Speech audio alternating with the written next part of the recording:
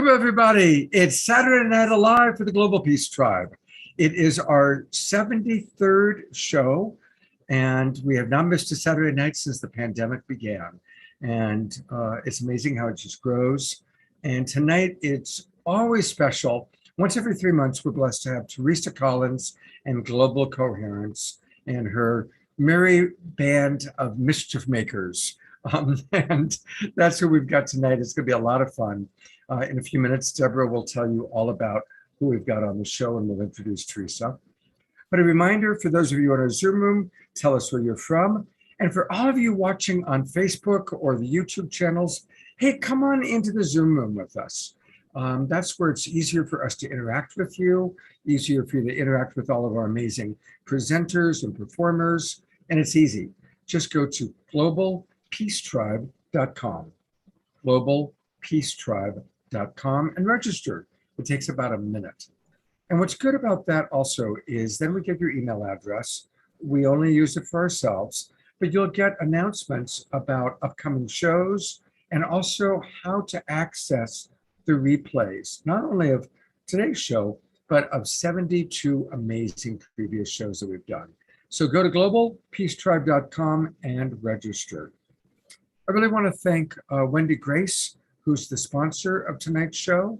I also want to thank Jane Mayer, our executive producer, and of course, Teresa Collins does an amazing job of putting together the show when we collaborate with her every 3 months.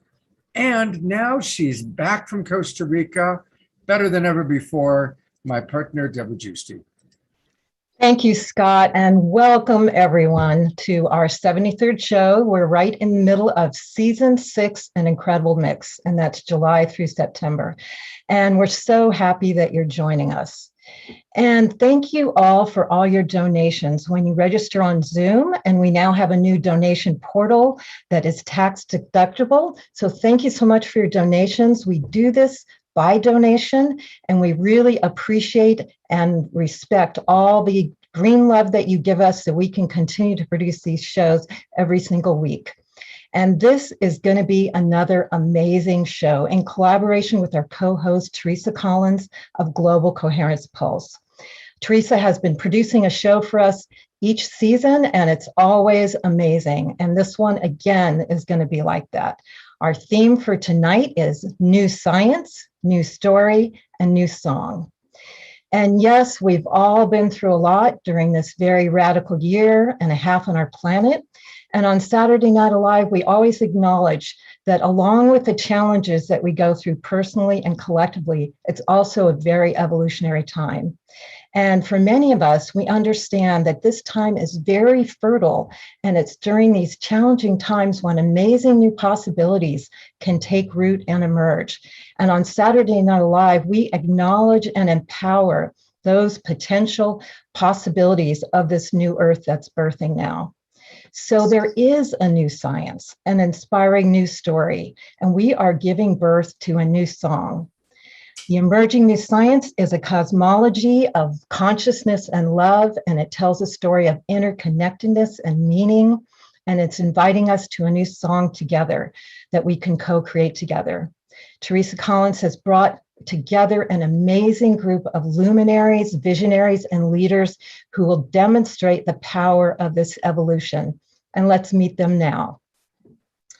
We are so happy to have back again Greg Braden.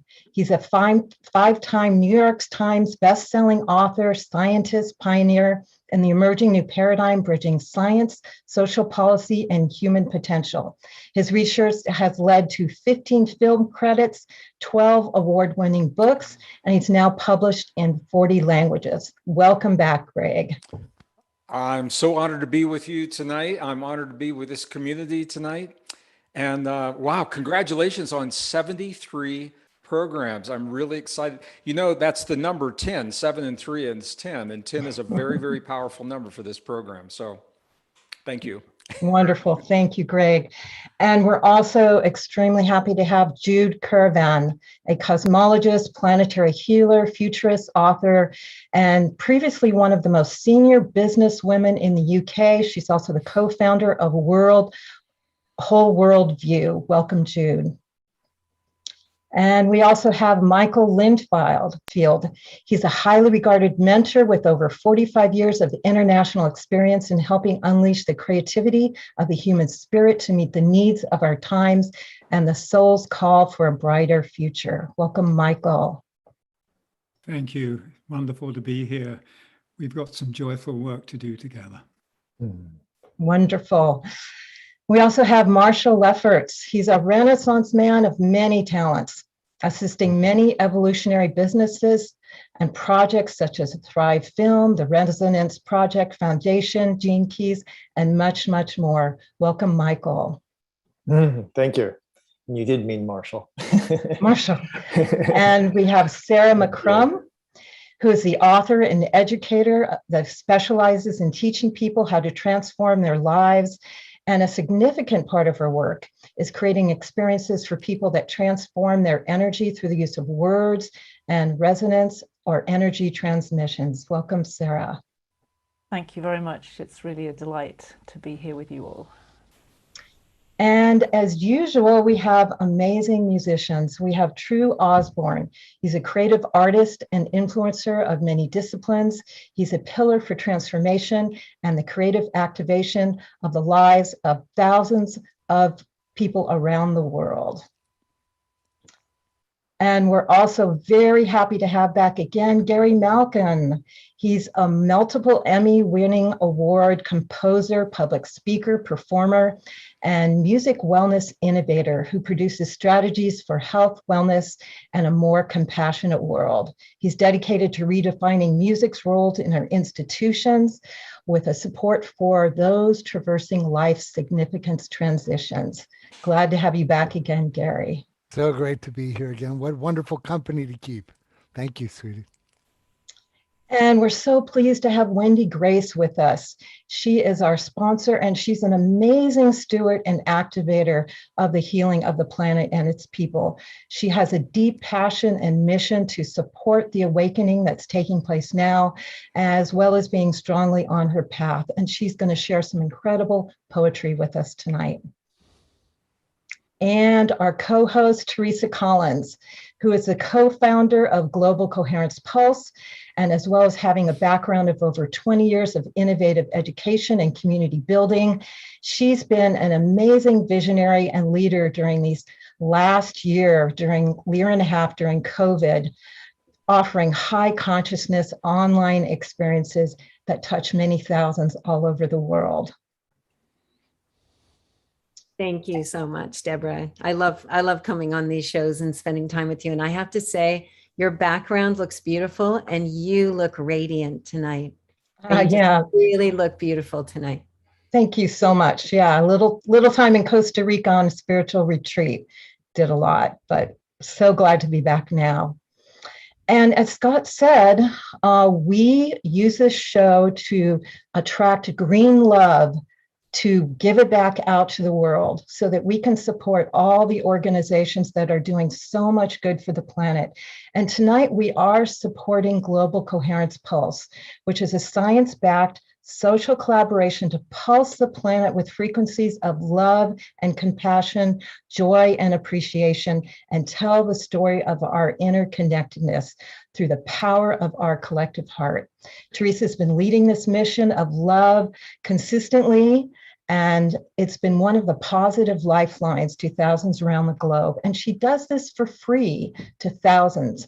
So please support. We're going to be posting in the chat room, and it will be on our email. So please be generous and support her tonight. And now I'm going to bring Teresa on. I'm so happy to have her with us. She's an amazing woman, our co-host for tonight.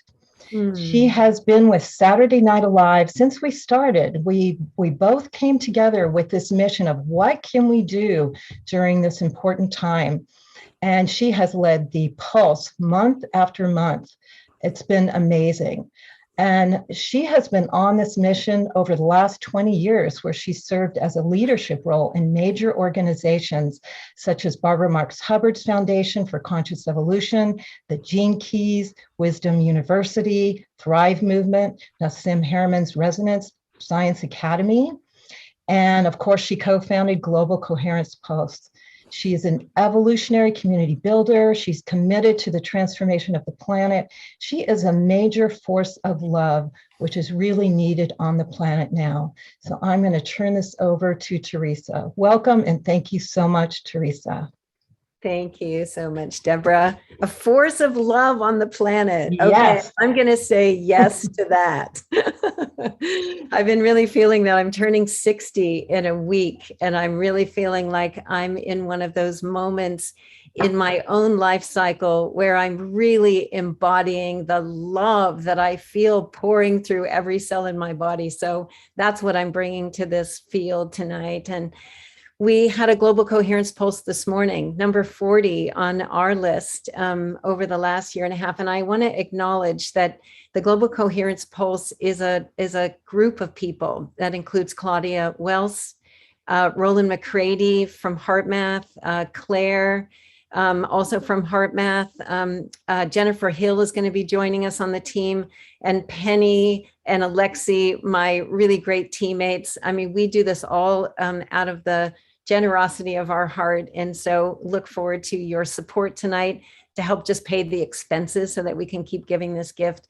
And I want to put in the replay from this morning, which has the exact same theme as we have tonight: the new science, the new story, and the new song. And I'm going to bring on a video of Jude Kervin soon, who was our main speaker this morning and did a meditation today that I think I'm encouraging everybody in the early show to have it be your Sunday morning treat, like your Sunday morning breakfast. If you watch the pulse, you'd feel really supported and enriched, and it would connect in with the energy that we're generating tonight. Your higher self will thank you for it.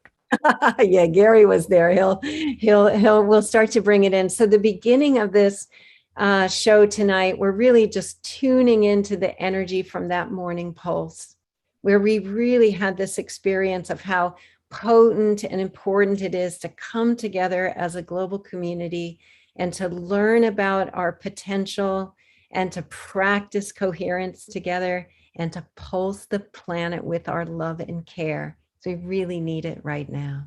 So we're bringing all that energy from this morning and we're bringing it into this evening tonight, and we're going to add to it and continue to pulse the field with it.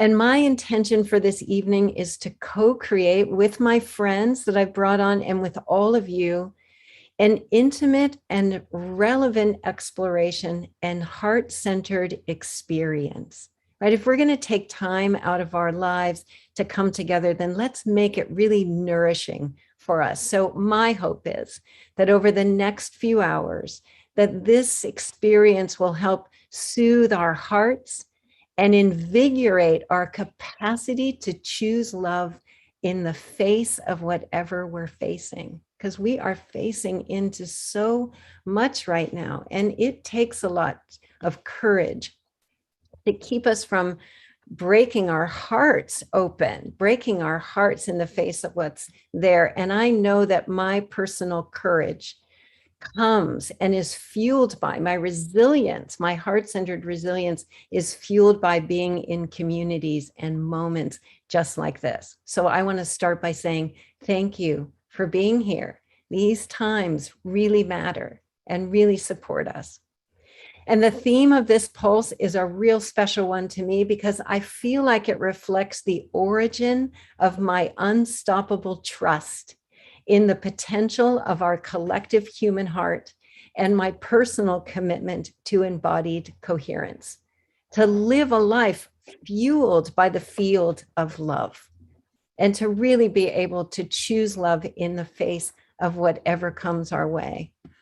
And I know from this new science and new story and this attunement to my own song, I know that the quality of my unique note matters, and it holds me accountable because I know it matters.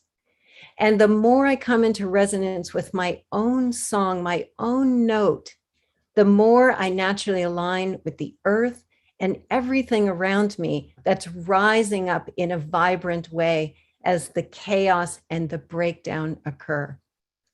And I trust that that chaos and that breakdown is part of the evolutionary process.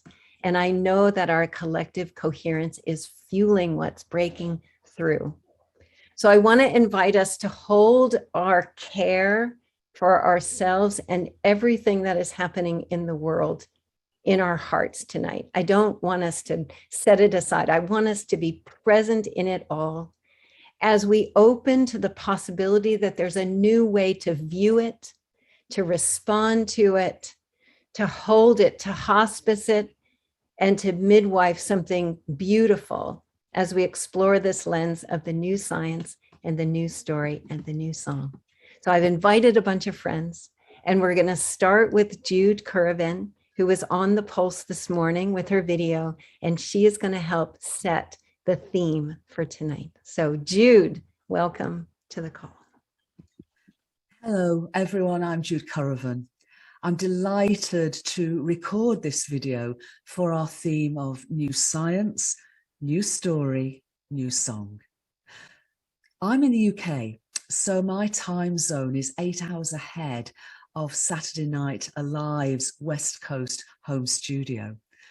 And so whilst it's the middle of the night for me, and which means I won't be joining you live, I do feel that I'm joining you alive. Indeed, the new science is showing that I can, because as I record these words, I can non-locally connect and be present with you all now. As the mystic and poet Rumi once wrote, there is a field beyond space and time where we will meet here as friends. The technologies of the old science have enabled us to see further and at smaller and larger scales than ever before. They've enabled us to communicate as a global human family like never before. And yet, the cosmology of the old science is a worldview of materiality and separation. It describes a universe devoid of meaning and evolutionary processes bereft of purpose. And it treats immaterial mind and consciousness as somehow arising from material brains. This worldview of separation has driven a world of suffering. Discoveries of the new science, though, are finding that such a limited and fragmented view of reality is fundamentally wrong. Instead, leading-edge evidence is revealing a universe that in its entirety is essentially alive.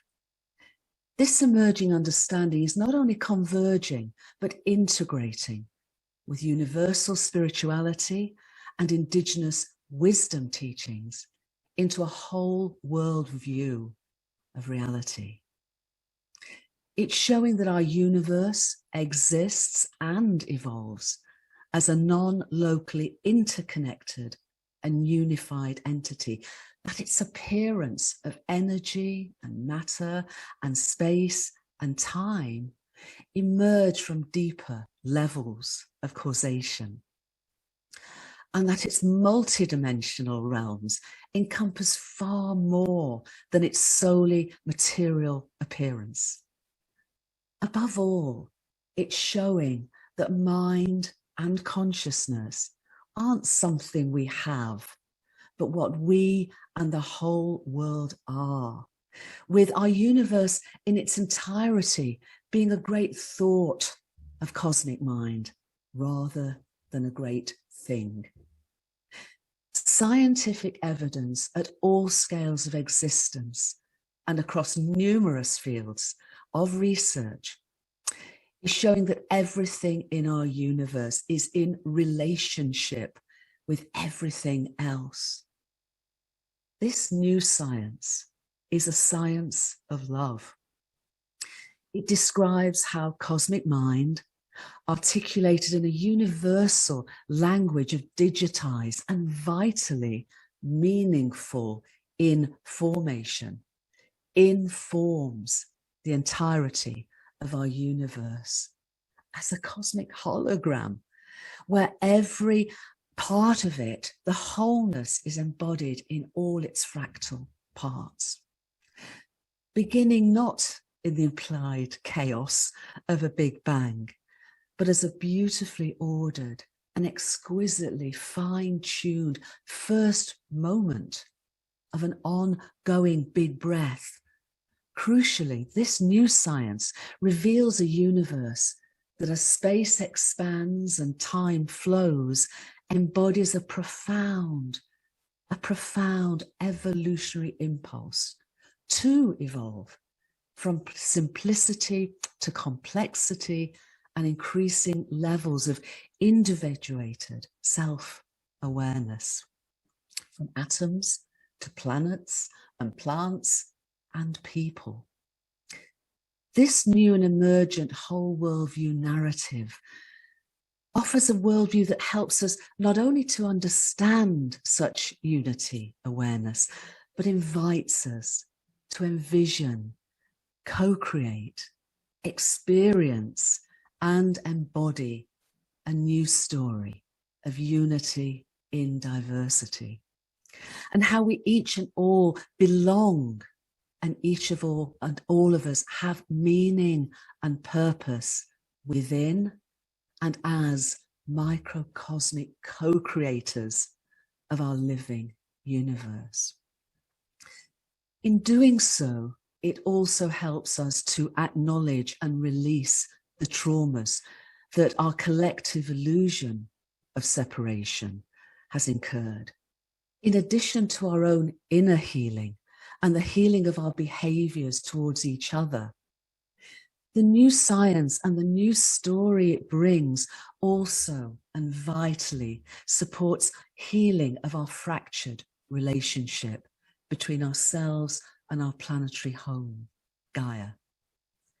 The new science encourages us to come together, to link up and lift up, to level up and light up, to share new stories of love and hope in action. And its whole worldview naturalizes and empowers our innate superpowers of intuition, of supernormal awareness such as telepathy and remote cognition, and communication with other and multi-dimensional realms of sentience. Our universe too is innately vibrational, harmonic and resonant, and actually began with a song, a primordial Om that rang throughout space soon after the first moment of the big breath, and whose notes of creation continued for nearly 400,000 years to pulse through space. And singing energy and matter into manifestation, and composing the song of stars still to come. So, as we celebrate Saturday Night Alive, the emergent new science and its evolving new story calls us to sing a new song together that co-creates and interweaves with the song lines of a new earth, and which align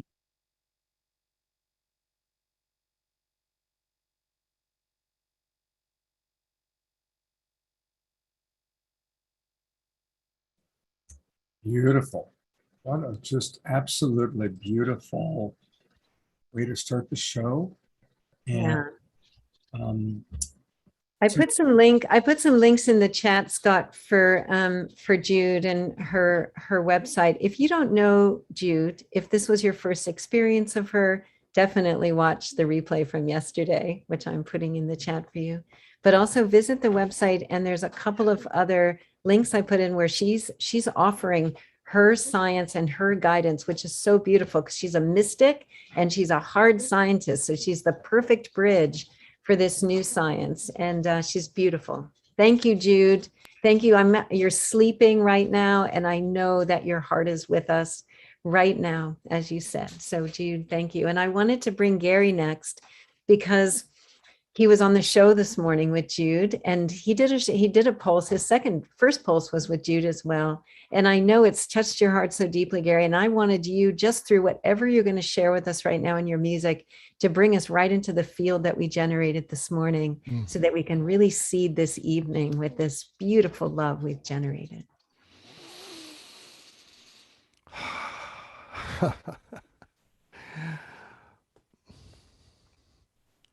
21 years ago, my daughter was 8 years old, and in the Waldorf school, they enacted the biblical stories as a way to cultivate values and ethics and morals for third graders. And I wrote this song with a woman named Miriam Zislovich for the children, 30 third graders, to sing this. And I've sung it now all over the world, and it's really dedicated to that unity that Jude is talking about, the oneness, but it's also in a very tender way, acknowledging this moment in time that's happening with our Afghan brothers and sisters.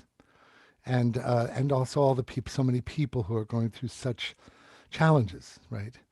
And so being through the eyes of a little child, this song came forth for 30 third graders to sing about this. They did the story of Joseph and the coat of many colors. And I just want to pay homage to the fact that Jude particularly asked this today for the Pulse to sing Joni Mitchell's song, Woodstock. And we've got to get ourselves back to the garden.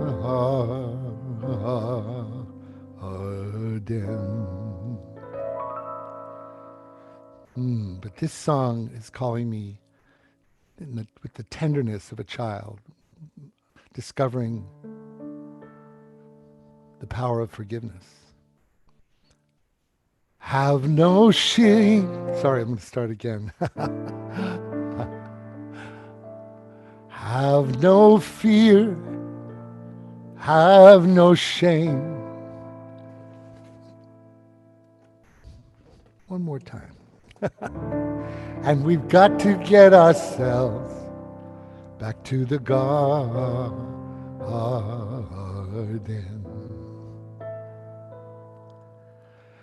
Have no fear, have no shame, children of the earth. We are all made the same, perfect from our birth. Though at times we close our hearts and look the other way, love is still alive in us, thriving come what may.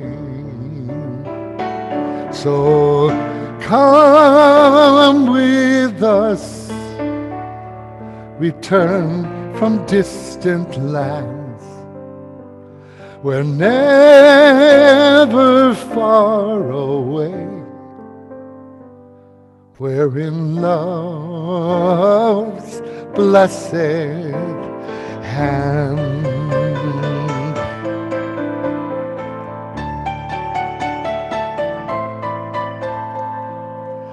As we walk through our lives, we're bound to go astray, but that's what life is all about, learning every day. So come with us, return from distant lands. We're never far away. We're in love's blessed hands. So come with us, return from distant lands. Forgive and make amends. We're in God's, we're in love's blessed And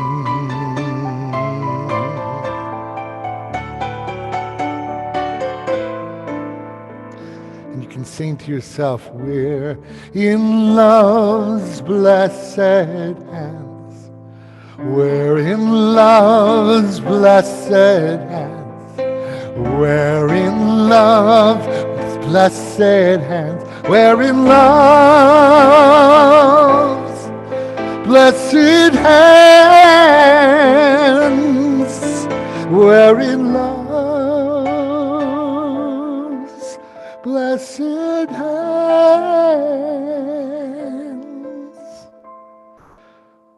Forgive and make amends. We're in love's blessed hands.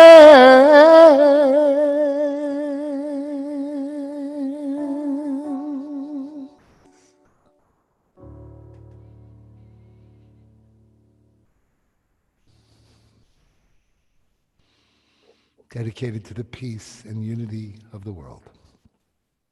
Yeah, Gary, let's just take a minute before we go into Sarah with what you just evoked in all of us. And everybody's really feeling this need right now to send this love that we're feeling around the planet to the people in Afghanistan. And I think there's a hurricane happening in our country. There's just so much. So right now, in this feeling, let's just start right here, taking the pulsing energy from this morning, and we're just adding to it right now. In this whole evening, let us pulse the field.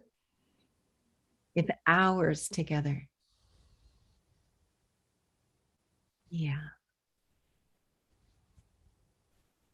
And so we're going to continue to go deeper into this experience and keep pulsing the field with this experience. And Gary, I'm going to invite you to introduce Sarah, who's going to do a live kind of attunement. She's going to keep bringing us deeper into this theme and then deliver us into the arms of Michael Linfield.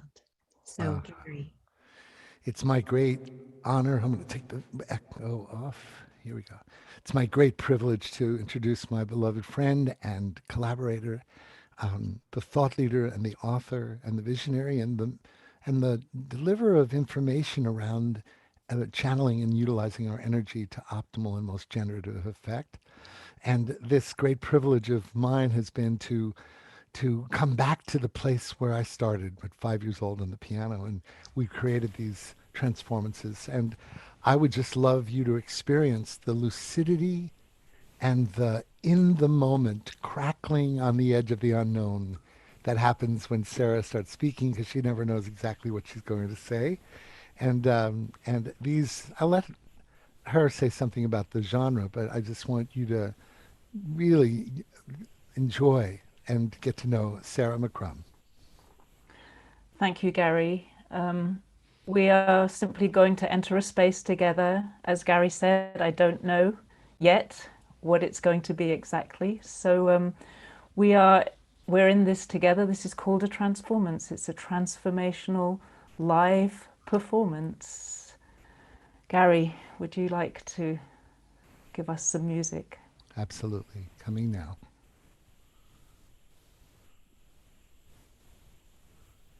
Start. Here we go.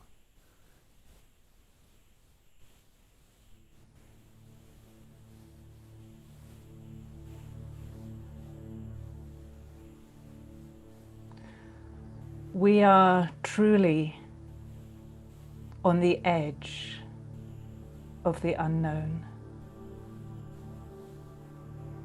As we look forward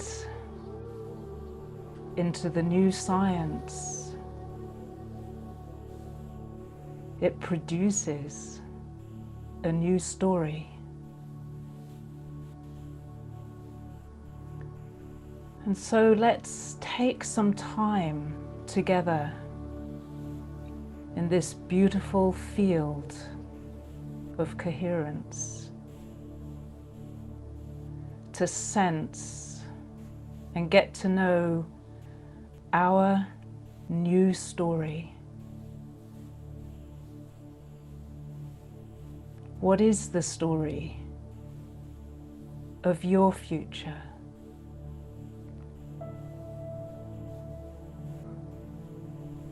What is the story of your future as it weaves with the future of every other person in this call?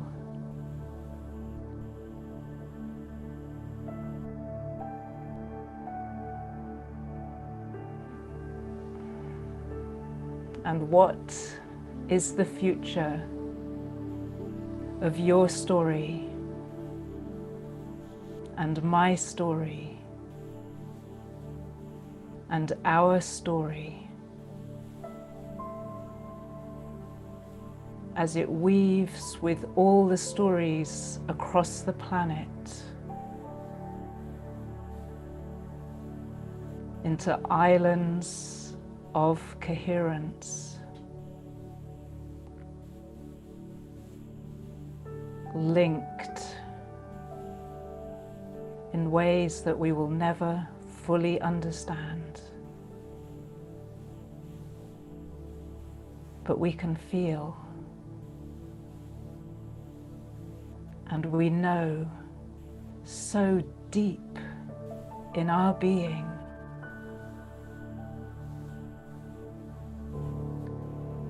we know the story. We are that story.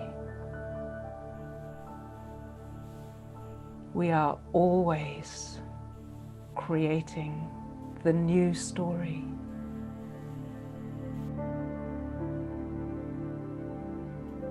And we have the choice now to create a story that we would love to pass on to our children, our grandchildren,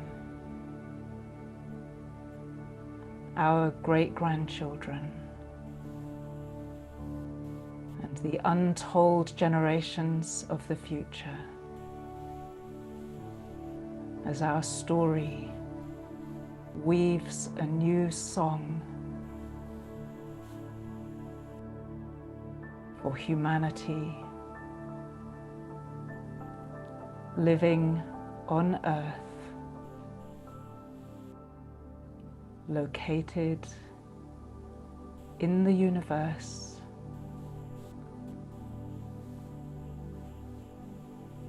situated in all that we don't know. We are truly on the edge of the unknown.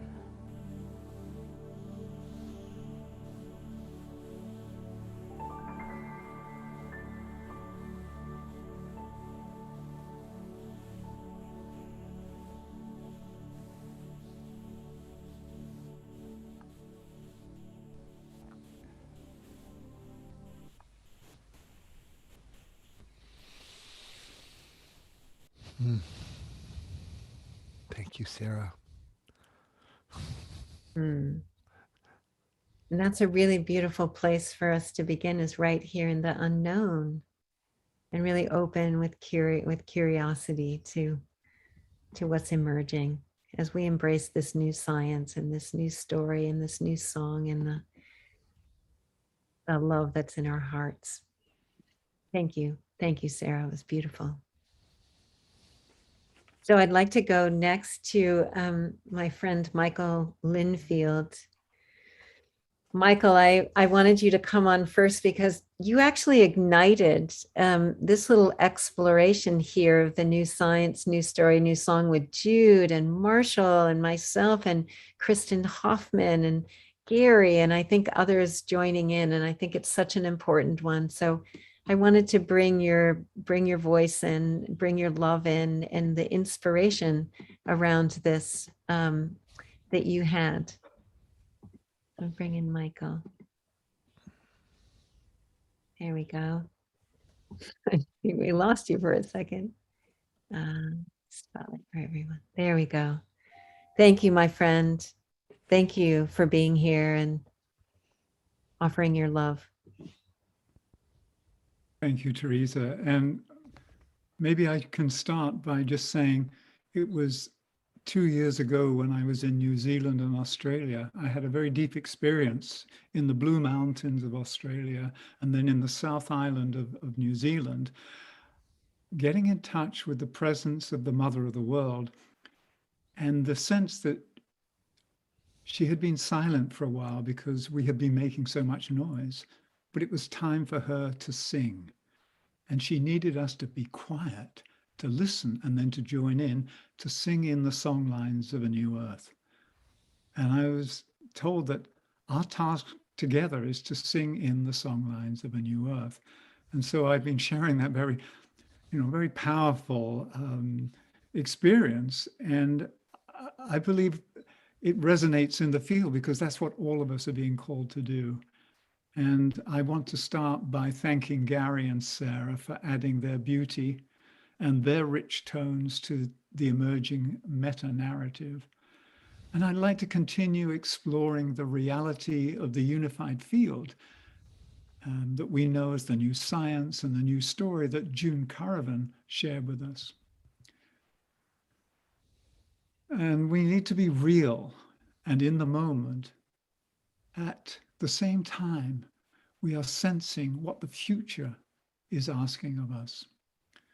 So inside the vast and timeless panorama of the creation story, let's understand what's happening to us now and what's being called forth now in response to the urgent need of this critical moment in evolutionary history. So many of us are sensing in our hearts that it is essential to create spiritual resiliency. A spiritual resiliency that will carry us through these times of turmoil. And we understand that coherence and the presence of love are really vital to our survival and our thrival as a species and a planet. And in the past couple of years, we've witnessed on our planet many events. And from one perspective, it does appear that our society is in free fall and will most likely very soon hit the rocks. But depending on the degree of spiritual resiliency and the level of unconditional love we're able to generate, I can see 3 scenarios, and it may be that all 3 of these scenarios are present simultaneously. So in the coming months and years, we will either bounce, bruise, or break. And I'll explore that a little more as we go into our time together here. What I do know that is a heart pulsing with love is the only true security we have and the only way forward. So I ask myself, and I ask all of us, is there a way of slowing down the rate of free fall, of counteracting the powerful gravitational pull of what we have set in motion through our collective beliefs and behaviors over the past decades? And as I was preparing for our time together this evening, I remembered a while back watching a red-tailed hawk rise and wheel in silent, graceful arcs above Meditation Mount that overlooks the eastern end of the Ojai Valley in Southern California. And as I witnessed the hawk circling, I began to reflect on what really gives lift to our lives and raises our consciousness to new heights. And I placed a question in my heart. And this was the question: what is the missing element that carries life ever upwards and liberates us from the gravitational pull of earthly fears and fixations? And then the answer came swooping in from the timeless blue above me. So clear: loving kindness. Loving kindness is the eternal flame of the fire of unconditional love. And I realized as I watched the hawk that it is the warmth radiating from an open and caring heart that generates the needed currents and thermals of love that give lift to the outstretched wings of our humanity. I know deeply that it is loving kindness that breaks the cold circle of self-interest and turns this closed loop into an upward moving spiral that allows the joy of the one life to course and circulate freely through the arteries of our collective human experience. So these thermals of love give lift to our wings so that we may bounce back and avoid unnecessary bruising when the inevitable happens. And we know that while the forms of life may break, the indomitable spirit of love that lives at the heart of all creation and lives at the heart of each one of us will never be broken. So I ask myself, and I ask each of us this question: how do we make the needed shift? So I believe there's a tipping point where the present downward trend can be reversed. And this is a point when we shift our daily focus from investing our life energy in the survival of the separated self into a needed reinvestment of energy that serves and supports the common good. For me, it's as simple as that. And as Teresa mentioned in the beginning, and it's being mentioned and noted throughout this whole Saturday Night Alive, the heart is the central organ because it allows us to come into resonance with life, to tune into ourselves and to the frequencies of the cosmos and to all of creation. The heart receives and radiates energy, and it allows each of us to participate in that great circulation of love that is the great chain of blessing.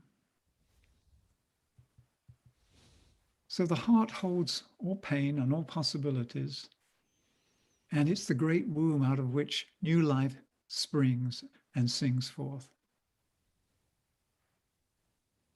But also the heart is an instrument for registering and playing the song of our soul. And I'd like us to experience this together. So if we could take a few deep, gentle breaths and bring our physical bodies to a place of relaxation. Our emotions to a place of calmness.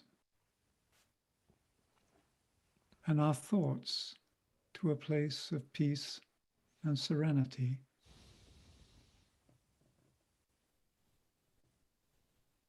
Let us enter the space of the heart.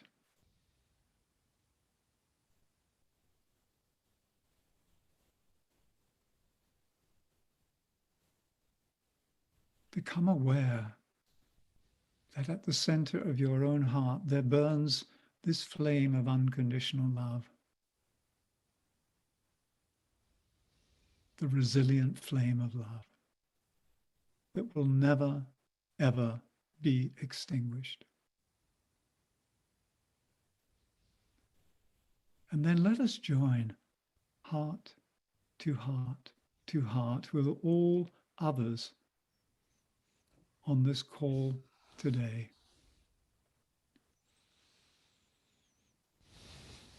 And as we do so, we weave together a coherent field that is the one heart of our humanity. And now in the silence of the heart, we listen with the inner ear. First of all, listen to the gentle power of your own soul as it breathes into your heart.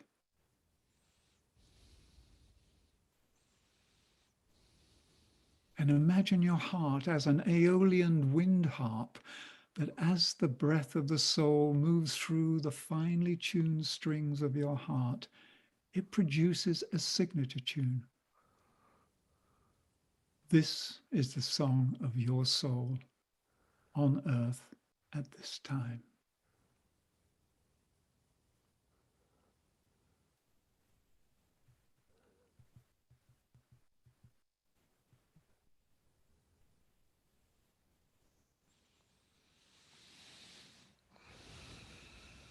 And as you hear the song of your soul, let it fill your heart and fill your whole being with its power, its potency, its promise.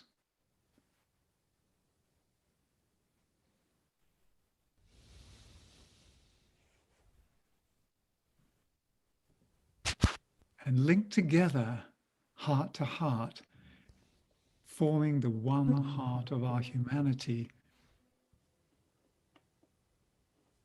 Let us listen with our collective inner ear to the breath of the Creator as it moves through the instrument of this one heart, singing and sounding the new story encoded as a musical formula.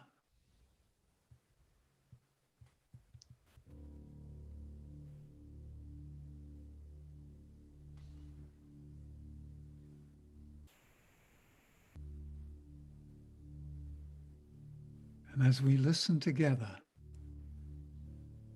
we begin to compose and co-create this new story, the new song, as we sing in the song lines of the new earth together, not alone, but together with all those lives that make up this multi-dimensional ecosystem we call Gaia. Saint Francis once said in prayer, "Lord, make me an instrument of thy peace." The invitation that we're responding to is to be the joyful instruments of the new story and the choristers of the new song of Gaia.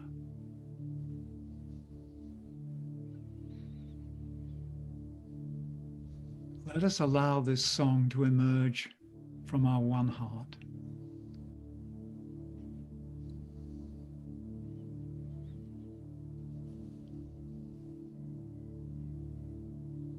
And inside the coherent field of love that connects all of life lives a deeper mystery. The deeper mystery that is the divine purpose of Gaia.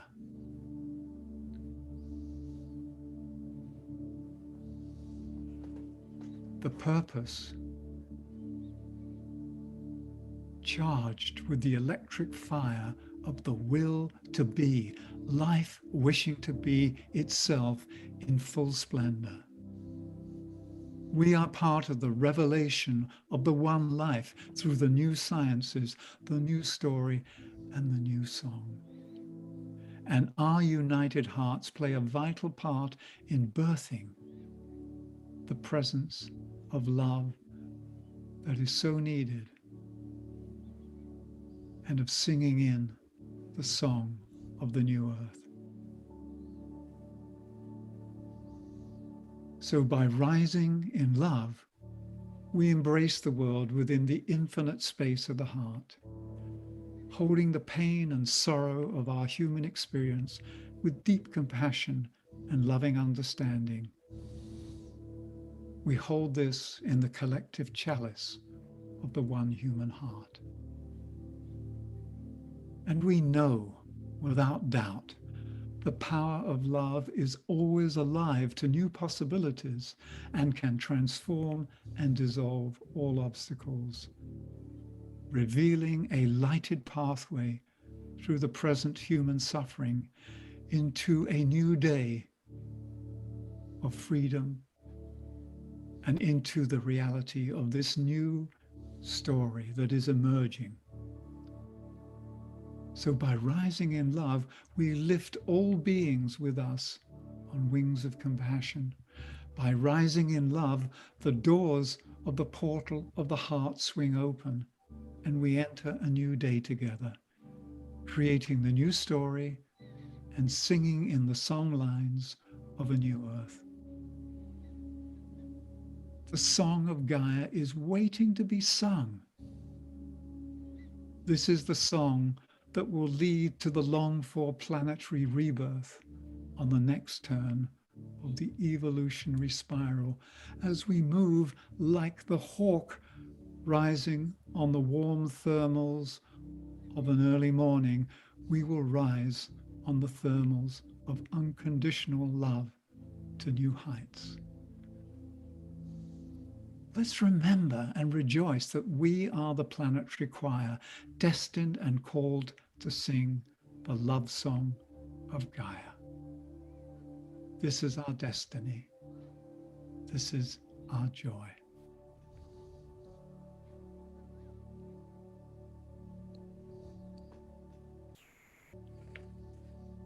Thank you, Michael. Blessings. I love the comment just in the chat around your embodiment of exactly what you're sharing, of us rising in love and aligning with the energy of the earth. And I want to say I put two links in the chat for you, Michael. One is your meditation mount, where there's some wonderful recordings there. Scott's pulled up the website there. And the other is Michael was on one of our global coherence pulses during World Unity Week. Oh, yes. And he did one with Theo Grace from Entheo. And it was on fiery hope. And it's a beautiful, beautiful offering. So another one of those wonderful morning offerings, if you feel like dropping deeply into something. It was beautiful, just like this was today. And with Entheo's music, the two of you were just such a salve to our sweethearts. And we need that now. We Thank need to you. be able to connect and rise in love. I believe there are many things that we need, but clearly at the moment we need healing and we need fiery hope. Healing to mend the broken parts of our humanity, and fiery hope to deliver the promise of who we truly are. Yes, beautiful. Thank you so much, Michael. And I think your years at Finhorn and all of the work that you've done with the meditation mount, really you are an embodiment of that beautiful song of Mother Earth. You sing it so sweetly through your heart. So thank you. Well, I'm in love. You are. We are all in love. We are swimming in love. We are love. Yeah. Thank you, Michael. Blessings. So next, I'd really like to bring in my longtime beloved friend and colleague, Marshall Lefferts.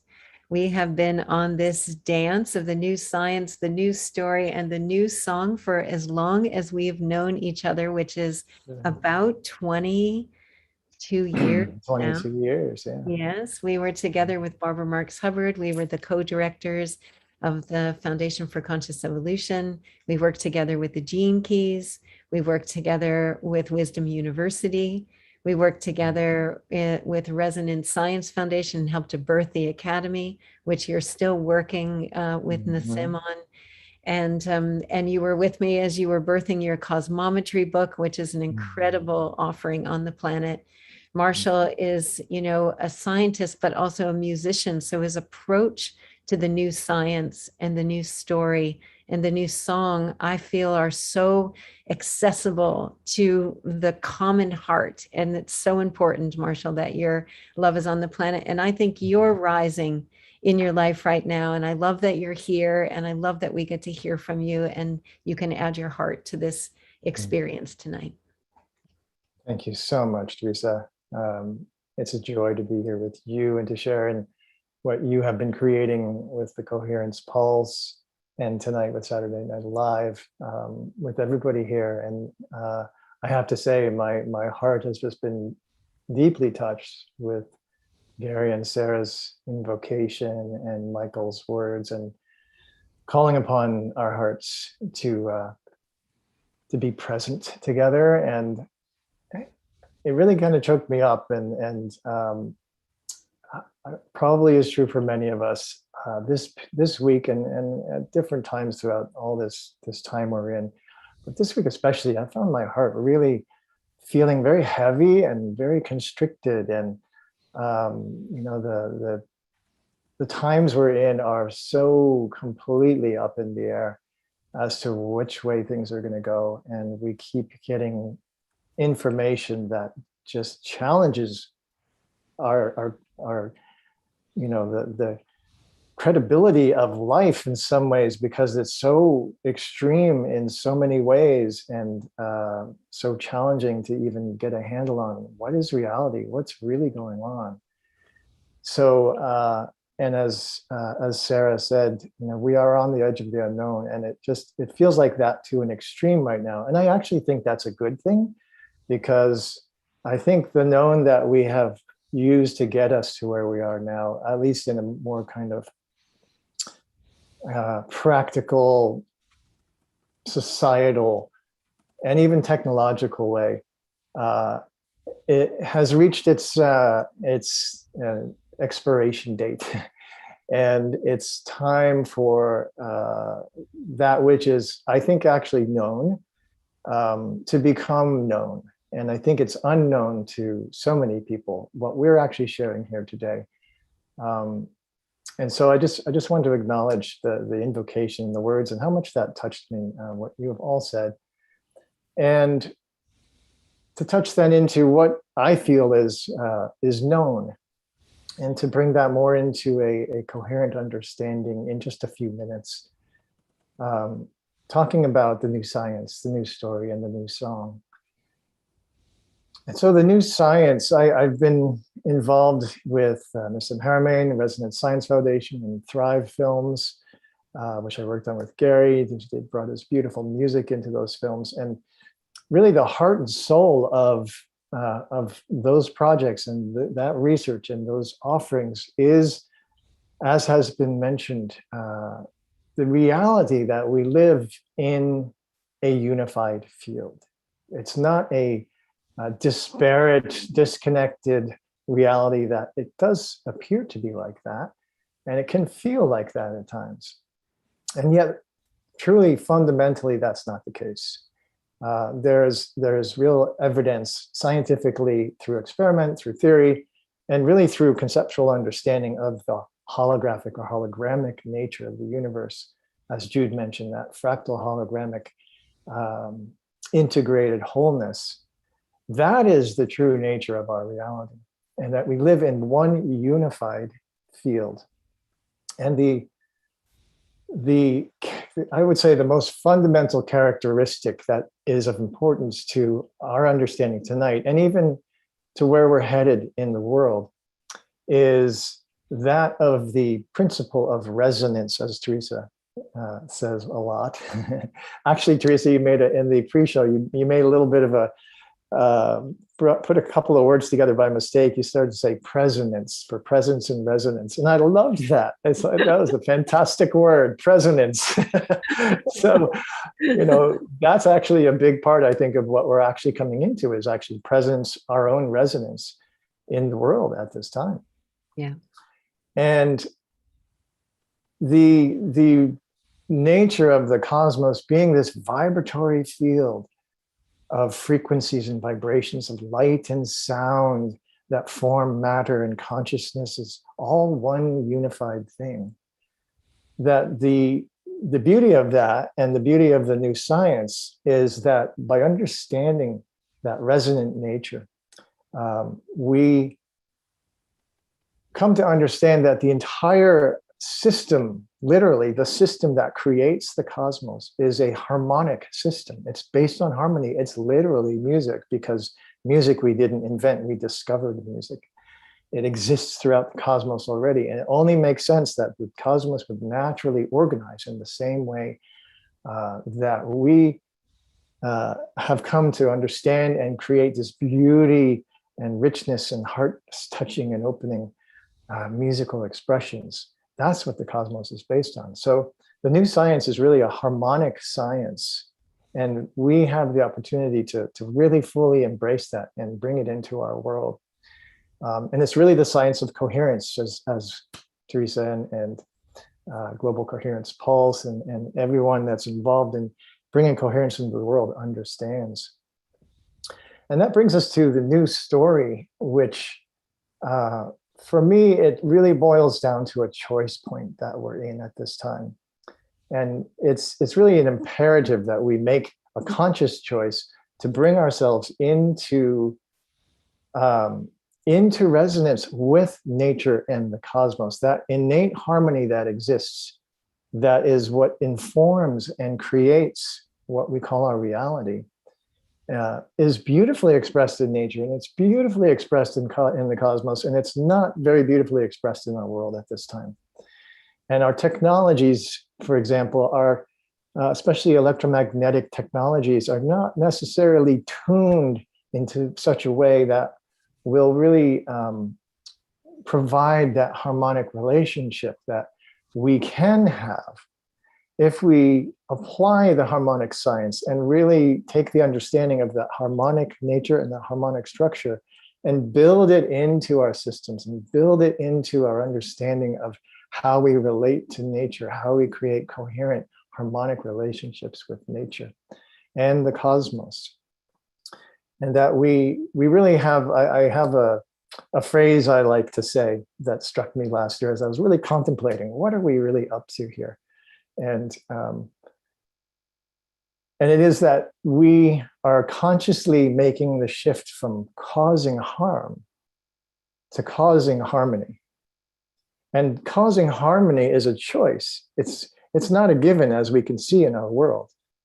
And yet we have the ability with the new science to actually bring ourselves into a new story, which is actually to consciously cause harmony in our world and do so in a very pragmatic way through our technologies, as well as through the ways that we can take the same principles and the same even sort of technical understanding and bring it into, let's say, our economic systems, our energy generating systems, our medicine, our medical systems. Resonance-based medicine is really the key to the whole future. Even agriculture benefits from harmonic resonance when applied in at a quantum level, like in water, and even sound. It helps plants to grow. It just brings the balance and restores harmony. And that's the choice we have. And that leads me to the new song, which I was thinking about, well, what is the new song? And it struck me, and in my own personal kind of worldview, what I think is probably the most important offering we can give the world right now, especially in the face of all this challenge and turmoil, is to bring ourselves back into a state of joy, to actually not only bring ourselves back, but to reside as much as possible in a state of joy. For that is what actually balances out so much, even the love that we all love to bring into everything we do is, I believe, balanced when we are bringing in our joy. So the new song for me is a song of joy. And as Michael just said, listen to the song of the earth and join in. And that's what harmonizing with the earth literally means. It literally is to sing the same song, the one song, the universe, to sing the one song with the cosmos. And so I want to complete by inviting us to just simply drop into our hearts, into our bellies, into our minds, radiate that energy like a star shining. And when I do this, I know I feel a joyful feeling in my body. And so it really can be as simple as that. And I think it's so important at this time in our world that we really choose to engender the joy and to engender and create and consciously choose to shift from causing harm to causing harmony in our world. And, it's all here. We have all the knowledge we need. And I believe we have all the solutions we need to do so. Mm-hmm. So that's my offering and my blessing for tonight. Thank you so much. Thank you so much, Marshall. I'm so glad that you said that. We're actually working on a project with Marshall to bring that meme into the world because it's so important. Just that thought, right? How can I personally, relationally, socially, planetarily, like all of those things, how can we start to ask that question every day to ourselves? How can I shift from causing harm to causing harmony?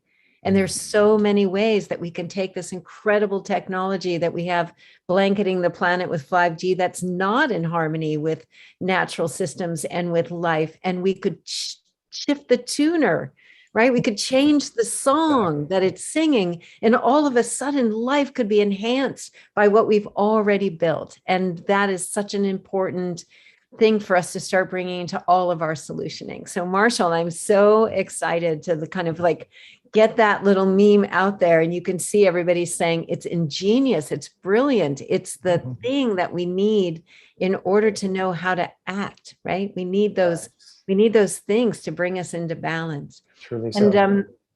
And you could bring up Marshall's website, the Cosmometry website. And the joy part, Marshall, isn't it true that as we tune into the unique note that we are, that our life starts to be more joyful? We start to like just do our part. We don't like overdo it, and we join with others doing the same. And let's spotlight his website there. And this book, Cosmometry, if you're interested in the new science, and sometimes from a scientific perspective, it seems challenging, this book is the doorway for you. This is the doorway for you. It's beautiful, Marshall. Thank you. Thank you. Yeah. Yes. Well, I really believe that when we solve the problems, when we stabilize our world, harmonize with nature, and bring ourselves out of the stress that we're in, ultimately what that leads to is joy. And as the spiritual traditions say, ultimately it leads to bliss, because that's what the foundation of our existence really is based upon. Thank you so much, Marshall. Thank you. Thank you guys. Thank you for all you're doing. Thank you, Scott and Deborah and everybody for being here. Beautiful. So we're just going to spend a few minutes. Gary, I'm going to set you up to play a little music after I share a little bit about the Global Coherence Pulse, just so that we have a chance, and feel free, Deborah or Scott, if you want to chime in. But I did ask Scott and Deborah if tonight that we could have our contributions, like if we feel inspired to give some of our love through green energy, that we do it for the Global Coherence Pulse. And I just want to say that it has 100% been a volunteer effort. Like everything that we've been doing over the last year and a half has come from donations, and mostly it's been paying the expenses. And we need to have some support in order to keep doing that. And we're ready to grow. We're ready to invite more and more people to take time out of their day, out of their month, out of their week, to be in the exploration and practice of coherence. And that's what the Pulse is doing in the Islands of Coherence.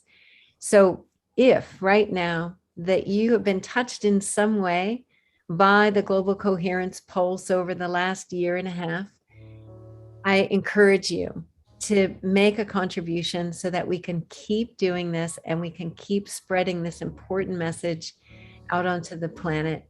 And it only takes a little bit. Like if everybody gives a little, then we have a coherent flow and we can keep having these kind of offerings happening. So thank you in advance for giving something. And I'm going to let Gary play a little music so that if we want to take time, and we put the link in the chat for that we can just be in that space. So Gary.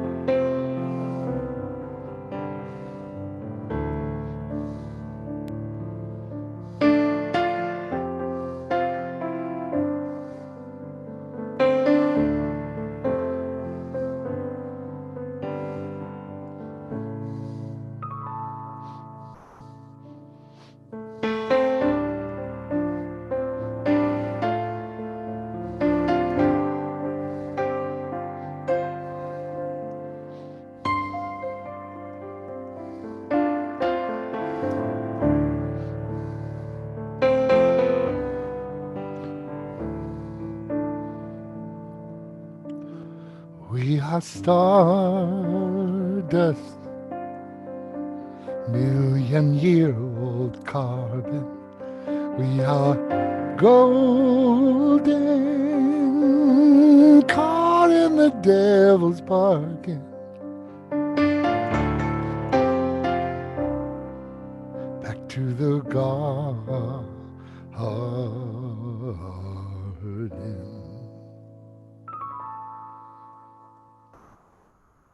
Mm. Thank you, Gary. It's so fun to have you on some of these sessions and really feel your heart light shining just more and more and more and more. Thank you so much. I just adore having the opportunity to play alongside you, my dear. I love the sandbox you create, my dear. Thank you. Thank you. I also want to give people the chance to use their cameras Mhm. to donate. And it's a wonderful, easy way for people to do it. Just get your cell phone out, open up your camera function, put it up close. See that cute little dinosaur there? And it pops right up on your phone. An easy way to donate. So this is a really wonderful way to do it. So for anybody that is ready to donate, it's easy. Just pull up your camera, put it right there. You'll see a little gray bar up above on your cell phone that says click here, and that's where you click to open up your browser. And waiting right for you are wonderful ways to donate to Teresa Collins and the Global Coherence Pulse. Hey, Scott, let's also bring up Gary's Soul Song Saturdays. We have an image for him. And Gary, you might want to say something about that. Yeah, go ahead, Gary. It's just a beautiful way. You know, we all, if we're alive, we have shadows we can't see. And there's always opportunities to hear from our higher self what our prayers are for our highest and best version of ourselves. So the Soul Song celebration is identifying and listening to the guidance from your highest wisdom and having a prayer that gets, St. Augustine said, a prayer sung is a prayer with wings. So it's an hour and 15 minutes of soaking in, receiving your higher self guidance and creating a talismanic musical experience that can live with you for the rest of your days if you wish to let it serve you that way. It's a beautiful experience, and it's going to be the first Saturday of the month at 10 a.m. The flyer says 9, but it's 10 a.m. Pacific Standard Time. And for those of you who join the website, there's all kinds of gifts to come as well. So thanks, Teresa. Yeah, I'm looking forward to it, Gary. I want to come on Saturdays, and it's so good. Like, we need those times together, and we need to be in the music and the love. So thank you for that.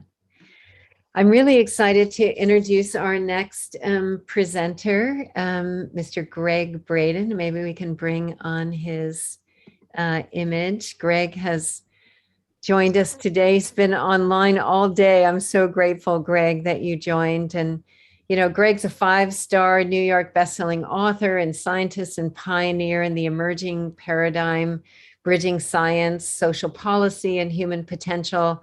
You know, he has 15 film credits. He has 12 award-winning books. He's published in 40 languages. And for me, how I describe Greg Braden is that he is one of the most gracious men that I have ever met on this planet. Consistently embodies the message that he's sharing, and his courage to share the truth of who we are and our potential always inspires me beyond words. So, Greg, I am so grateful that you came even after a long day to be with us. I love you. I love you so much. And thank you for all you're doing on the planet. I love you as well, Teresa. And it's so good to be with you. It just feels so good to be with everyone tonight, to be with you. Where were you, Teresa, at 5 a.m. this morning when I began my broadcast in Czech Republic? Those words are exactly what I needed to hear at 5 a.m. this morning. But this has been a day for you as well. For many of us, we have dedicated this day to sharing our love not only for the planet, but for our family, for our global family. And we're worth it. We're worth the day. We're worth many days. And I am so honored to be with you tonight. And so many of the people on this program are dear friends and colleagues. Teresa, I've lost track of how many years you and Marshall and I have known one another, but I know it goes back to meeting in Barbara Marx Hubbard's house in Santa Barbara. So It's 20 years. Is It's it 20 years. 20 years. Yeah. and you haven't changed. So, and Gary, my brother, I got to tell you, you have been present with me through so much of my life, even though we don't spend so much time physically. And your gift to this world has been the soundtrack for my life that has gotten me through very difficult times, including, you may not know, I lost my mom to COVID earlier this year. And your masterful, heartfelt, just the sounds that you create in this world. I know you know this, but they are more than just beautiful. They are the power that guides so many souls to the deepest knowing within them so that they can navigate in a healthy way what life has brought to their doorstep. And you are such a master. So I'm honored to be with all of you tonight. And Jude and I work on many projects together, and I thought she was going to be with us live, and I realized it would be like 3 o'clock in the morning for her, and so I'm happy that she pre-recorded so she can honor her body with sleep. But she began with the perfect beginning for me, because Jude is a cosmologist. Our story is what tonight is all about, but ultimately tonight is a love story. And I'm really excited to talk about our love story and share how the new science is supporting our love story, because the science is on our side. For many people, science has come to take on a new meaning that a lot of people are not comfortable with, and I want to talk about that a little bit. But the bottom line is, this is about our story. And for many people, when you hear the word story, it sounds like this philosophical kind of abstract concept, light conversation over a cup of tea, my green tea or a cup of coffee. And it can be. But ultimately, what I want our community to really consider tonight is that we live our lives based upon our story, based upon the way we've been taught to think about ourselves, our relationship to our own bodies. That's up for everybody right now. Our relationship to the earth, that's up for us. Our relationship to one another, to the future, to the past, to the God, to the cosmos. When you really think about it, every relationship you've ever had in your life is based upon the way you've been taught to think. The way that you heal your body is based upon the way we've been taught to think. The policies that we embrace, the laws that we enact, the way we solve our problems, every problem, including the pandemic, it's all based upon our story. Our story, historically, is based upon what we now know are false assumptions of an obsolete science. Our story, when I was in school back in 1950s, is when I started being indoctrinated into the current scientific story. When I was in school in 1950s, 60s, early 70s, I was taught that we live in a universe that is dead. It is a dead, inert universe. It's the product of what's called lucky physics. A big explosion, a release of energy, this primal release of energy that continues to expand after the release. Everything is separate from everything else. And that we, as humans, are the product of equally lucky biology. This unbelievable set of circumstances where just the right conditions came together at just the right time to create just the right chemicals and atoms and molecules to create consciousness in who we are. This is the story that we've been taught. It's a story of separation, of competition, of conflict, of struggle. It's a story of victimhood, powerlessness, and it's the story that our world is built upon. The economic system that is buckling, collapsing, is not sustainable. It's based upon this sense of competition and conflict and struggle. Dog eat dog. The corporate system is based upon this. The way that we share vital resources with our global family is based upon this. So this is what has gotten us to the place where we are right now. And we have to be honest. How can we solve the problems if we're not honest about the problems? Well, our story is so important. It's so vital that there's a battle for our story. And you all know this. It's playing out right in front of our eyes. The best way to hide something is to keep it in plain sight. There's a battle for our story. There's a battle for our thoughts. We all know that. It's playing out in the mainstream. We're being taught how to think and conditioned how to respond to what the world is showing to us. There's a battle for our beliefs. There's a battle for our bodies. There's a battle for our health. Beyond all of that, there's another battle that is fundamental to all this. Is a battle for our very humanness. Our very humanness, our biology now is being threatened to be replaced by technology, artificial intelligence, computer chips in the brain, wires in the body, chemicals in the blood. That is what's up for us right now. There's a battle, and the stakes have never been higher.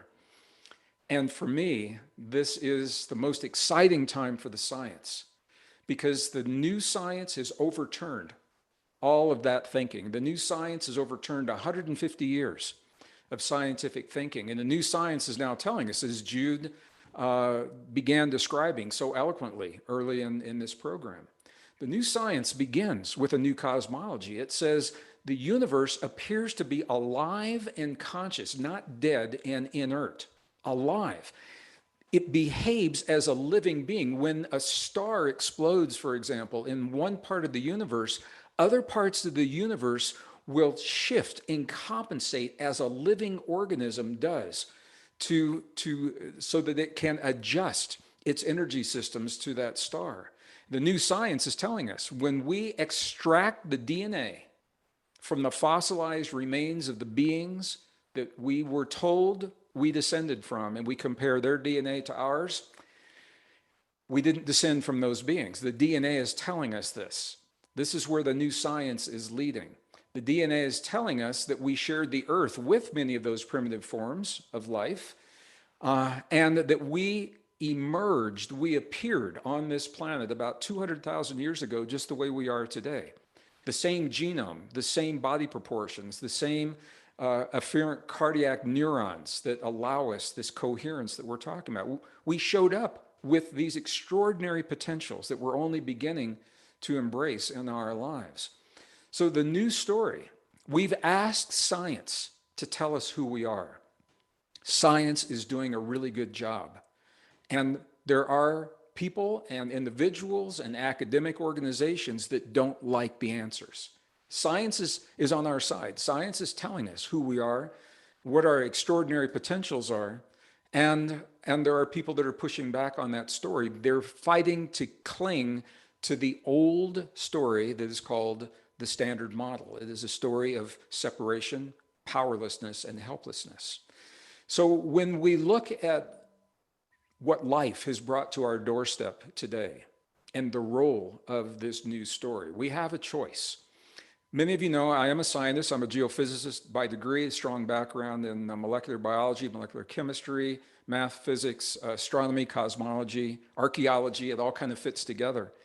But I'm also an explorer. And I spent the first 40, 45 years of my adult life exploring the wisdom of our past, ancient and indigenous traditions, and the stories that they have told themselves in times of trouble and in times of need. And I'm going to invite you to consider a potential that indigenous people, monks and nuns in Tibet have shared this with me, and the shamans in the Andes Mountains of Peru, and right here in our own backyard. I'm coming to you from a studio in Santa Fe, New Mexico, here in the American Desert Southwest. And what my indigenous colleagues have invited me to consider is when we talk about the struggle in our lives today, the struggle comes from us comparing where we are now with what has happened in the past, the guilt that comes from that, the feeling that we need to somehow go back in time and fix something. That's a perspective. It leads to suffering. There's another perspective that says our past is the learning curve that brought us to where we are today. And we're here now. And based on what we now know is true, we can make choices that move forward. Buckminster Fuller I have so much respect for. He said this so beautifully. He said, "You're never going to change the world by fighting the things that you don't like." He said, "If you want to change the world, find a new way that works better than the old way, and people will follow that new way."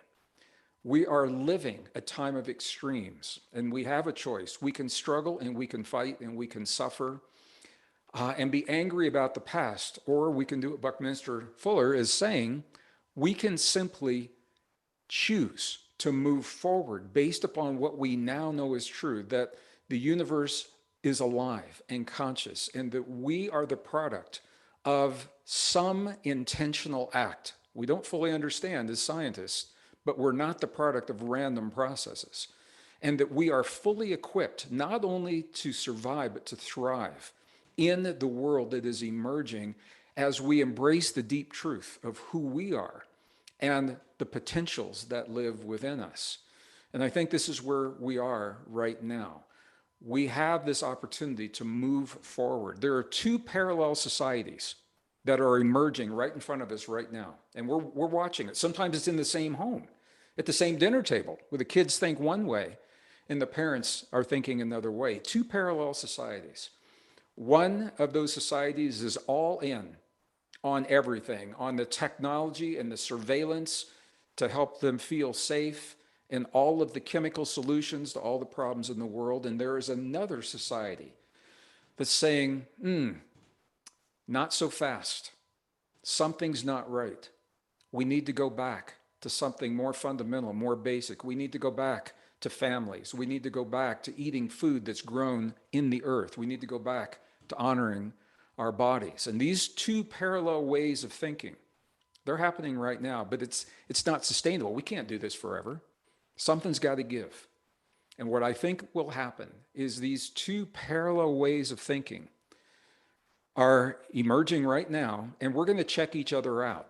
And we're going to look and see who's happier, who's healthier, whose lives are more fulfilled. And that is going to become the answer to the questions that we're asking right now about the new human story as we write the story of our extraordinary potentials and where we are in our lives. Early in my life, I was given a book when I was 10 years old by Khalil Gibran, the poet, the prophet, the Sufi poet. And there was a statement in that book that's been a foundation in my life. It's on every email that goes out. It's on the wall in my office. I've had it with me I carry it in my briefcase. Khalil Gibran said, "Work is love made visible." It takes a lot of work to change our story. It takes a lot of work to change the way that we think and the way we've been taught to think. So I think the love story that we're talking about tonight, it's our love story. And here's the question. This is what I'll leave you with tonight. Do we love ourselves enough to live our lives in a way so that our bodies are at their best and that we are the best versions of ourselves to create the best version of the world that's possible? Do we love ourselves enough to allow that question to become the guiding light in every choice that we make every day in our lives, in kindness to one another, to allow ourselves to think differently? The most radical act that a human can perform is to think independently, reflecting the facts truthfully and honestly, rather than going with the story because it's easy. That's what's up for us right now. And I believe that we're worth it. I believe that we're worth it. Do we love ourselves enough to nourish our bodies and to be kind to one another in a way that allows us to be the best version of ourselves? And that answer to that, I believe, is us writing that new human story. So Teresa, I will close there. I'll say the science is on our side, and I'm going to turn this back over to you. Thank you. Stay with us for a minute, Greg. We have a little time, so I just want to pause with what you just said. There's so many comments in the chat around how you just go right to the bullseye, right? You just say it how it is. And it takes a lot of courage for us to just not buy into the story and for us to just hold our truth in our hearts, but to do it with love. I know in my family, my mom and my brother and my nephew are vaccinated. I'm not. and we're able to coexist lovingly with each other with our choices. And that's not true for everyone. Yeah. But if we can approach everything that's happening, and we can be loving, and we can accept the choices that everyone's making, because if we're following our hearts, then we're doing the thing that we need to do on behalf of the whole, because our note is saying that. But it does take a lot of courage for us to actually rewrite this story, to believe it in our hearts, to choose it in every moment. And you're really a stand for that. And you're such a good messenger of that potential that we have. Thank you. Thank you, Teresa. Well, it takes courage. On the other hand, it could be the simplest thing that we ever do in our lives, because it's much easier to move forward based on what we now know to be true and to honor that truth in our lives than to look in the past and try to fix and rectify and the guilt and the judgment and all the things that come from that. If we can think of it as a learning curve that worked so well, it got us to where we are today. Now we have a new story that we're writing together and we move forward. I can't think of a more exciting time to be in this planet. This is what we came here for. Yeah, it's beautiful. And you just came off a beautiful event in Prague. And I don't know if there's something you want to say about what just happened there, because You know, what I'd like to say is I was with our audience, a large audience, a television audience in Prague today, and they brought in a Prague movie celebrity that interviewed me for 90 minutes of that. Wow. Specifically, but in general, what we're talking about now, these ideas, when I leave the borders of this big, beautiful country, America, that we live in, that I love so much, these ideas are much more freely accepted in other parts of the world. When I'm in the Andes of southern Peru, when I'm in Eastern Europe, you know, when I'm in the Asian countries.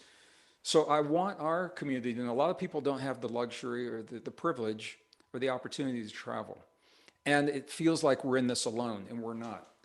There is a massive global community that is mobilizing their hearts and their love, because the young people are ready for a new world. They are so tired of the suffering that their parents went through and the wars and the brutality of the past. They don't want that. And they are the ones that are claiming the deep truth of what it means to be human. And now they're coming into the age where they are governing and they are voting. So our job, I think, in our generation, is to share with them what we've learned and support them as they move forward into the world that they're building for themselves and for their children. Yeah. Amen. That is an important job for us, for sure. Greg, I want to bring up your website where you are doing some live events now. I mean, we haven't been able to be with you in person. And finally, after many months, you have some events coming up. You're going to be in Taos and you're going to be taking some journeys. Do you want to just say anything about Well, I'll just say, if people are interested in this kind of work, we are doing very few live events. They've all been canceled internationally. I am doing some domestic events, but I've taken this time to develop a new brand that is called Pure Human. There will be a new book out early in the year, Pure Human. We're at the crossroad of technology and biology. And these events, there's a 2-day event that is called Pure Human Ignite. It's an urban event in theaters and classrooms. There's a 4-day deep retreat that is called Pure Human Breakthrough, where we have the opportunity to apply the science, the rock solid science that is giving us insight into how to awaken these extraordinary potentials in our lives. Super immune system, super longevity, super cognition, super memory, super learning, super resilience. All of these are our heritage, they're our birthright, they're our destiny, as Michael said so beautifully.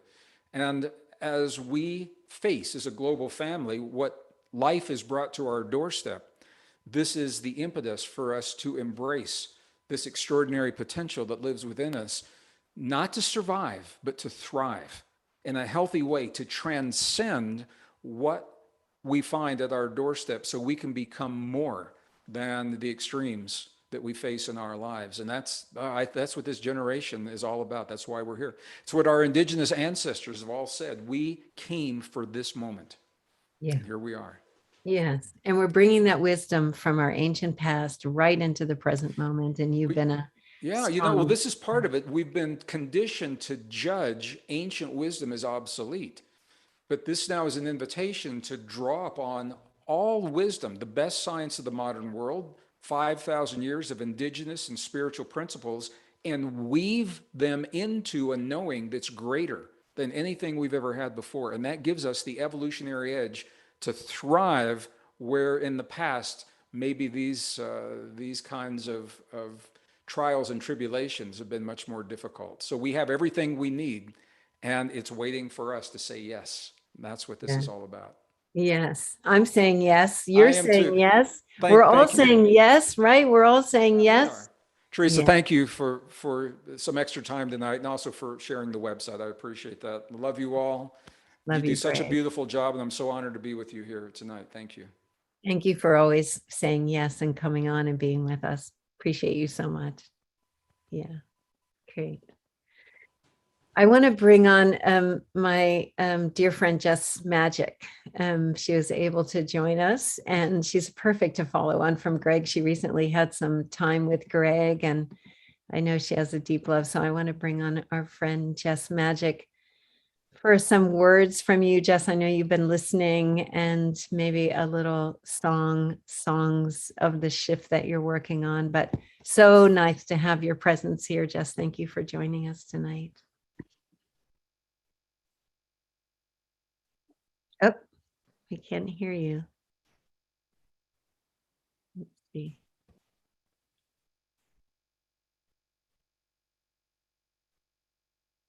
Okay, can you hear me now? Yeah, we can hear you. Okay, so we're just gonna be going old school. I was working with my little handy mic here, and I don't think it's gonna happen. So we're gonna go old school right now with no microphone. What a beautiful, beautiful segment.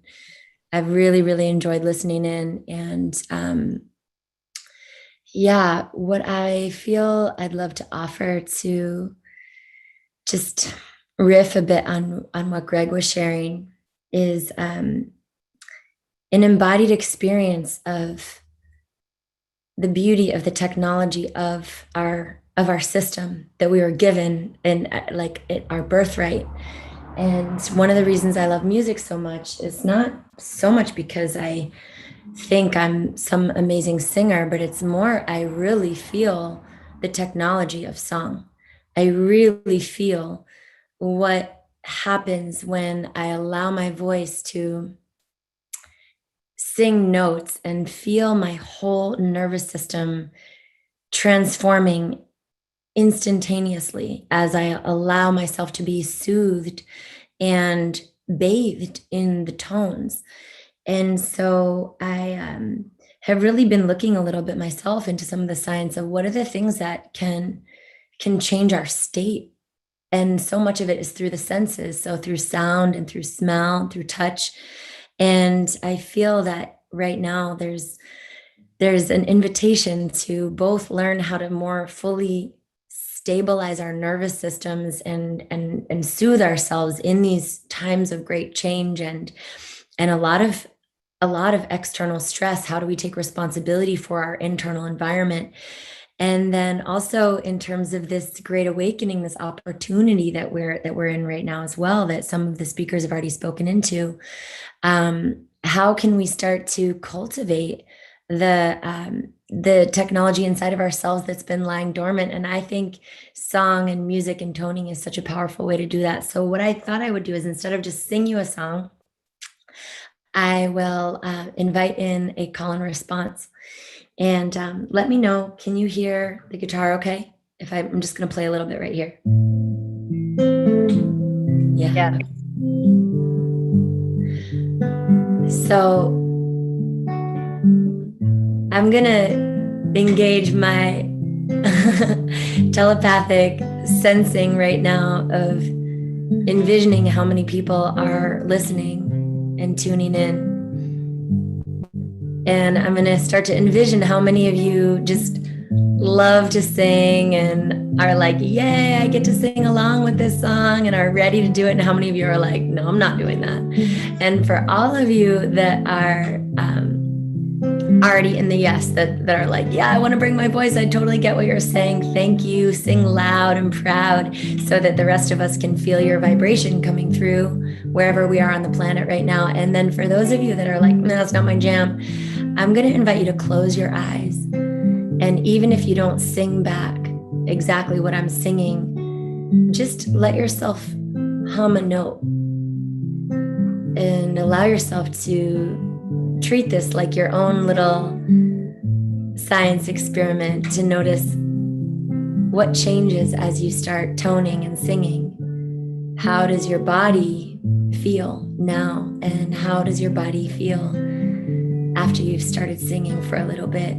hearing your own vibration literally through your tone? I dedicate this song to this theme of fully loving ourselves and loving what we were born with and bringing our light forward during this wild moment.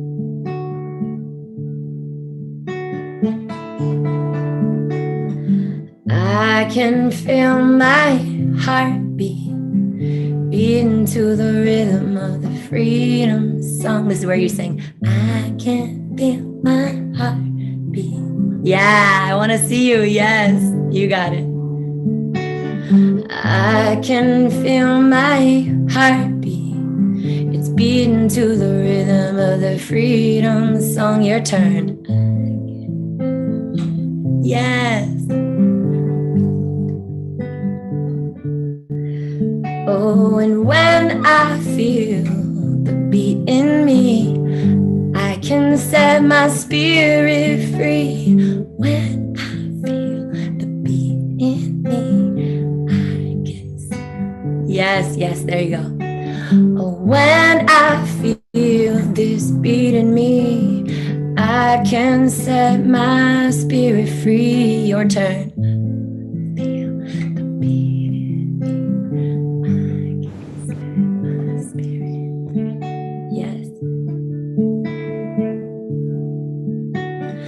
I can feel my body moving with the power of Mother Earth. I can feel my body moving with the power. Yeah, you got this. Oh, I can feel my body move. It's moving with the power of Mother Earth. I can feel my body move. Yes. Feel yourself, hear yourself. You sound beautiful. You feel beautiful. When I feel her move through me, I can set my spirit free. Your turn. When I feel her move through me, I can set my... Yes. Oh, when I feel her move through me, I can set my spirit free. So you can make up your own tune. You don't even have to sing exactly. You can just like go wherever you want to go, which is super fun, right? And now we're becoming this band. Yes, this is how we cultivate joy. All right, this next one's fun. This one's about the revolution. I can feel my soul rising on the wings of a revolution. I can feel my soul rise. Yeah, you got it. The wings of a revolution. Oh, I can feel my soul rising on the wings of a revolution. Yeah, bring the soul in there. Come on, yeah. All the way from your gut. I can feel you. And when I feel it rise through me, I can set my spirit free. When I feel, yes, I feel you guys. When I feel it rise in me, oh, I will set my spirit free.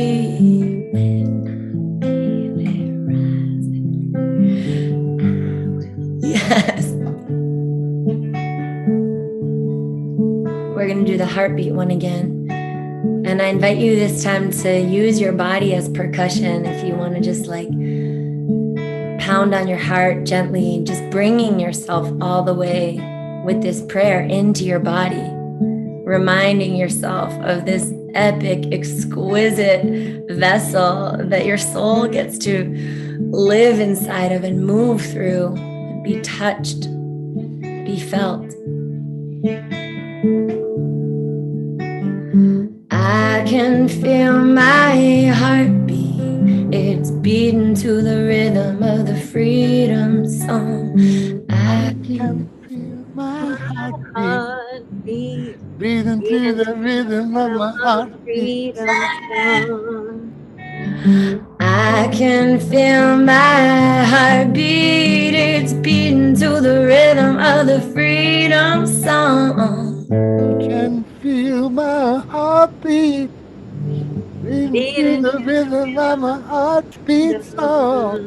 Yes. And when I feel it beating me, I can set my spirit free. Can feel it beating me. I can feel my spirit free. We will let our hearts be free. Yeah. We will let our hearts be free.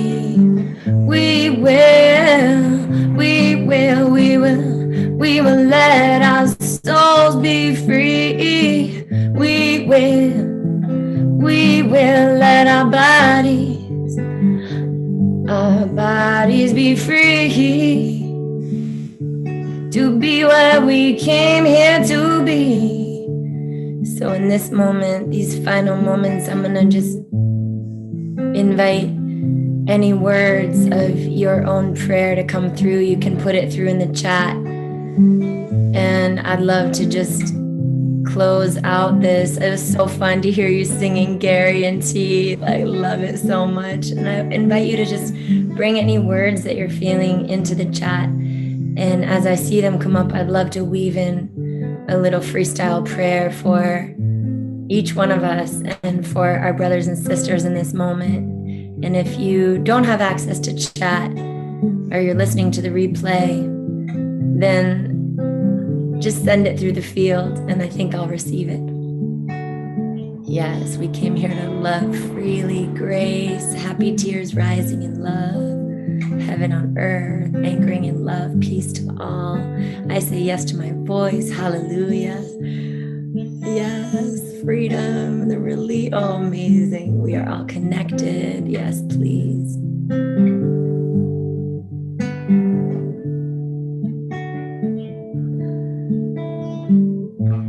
Amazing grace, how sweet the sound of your voice, of your choice when you let it be free. My beloved is calling me and I can't hang it up because I'm playing the guitar, so please excuse it. If you hear a ring, high beat long words, I love you but I'm not gonna pick up your call, but I'm gonna keep praying with you all, cause I feel unitedness. I feel ignited in bliss when I feel the heart of your prayers, the depth of your care.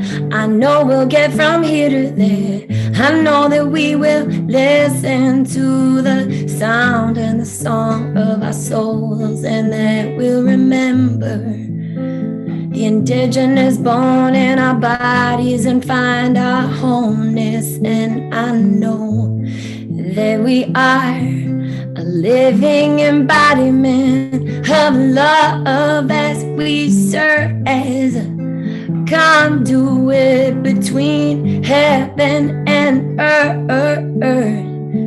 So don't you give up this. Don't give up on this moment. It's not a fight. It's not a fight. It's a deeper call for us to serve and us to ignite and unite, not buy into the polarization.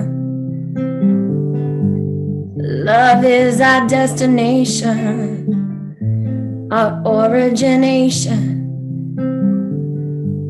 and our liberation. So I'm closing out this prayer.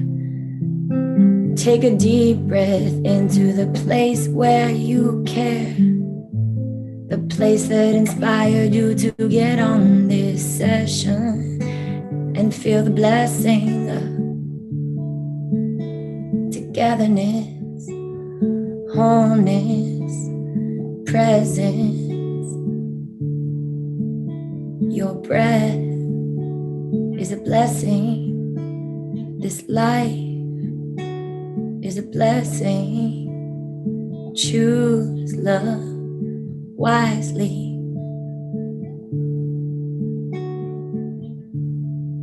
You're not alone.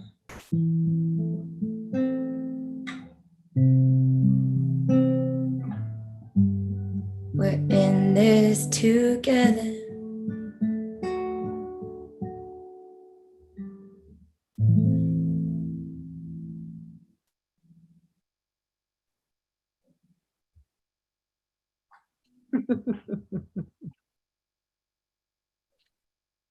Mm. Meant to be.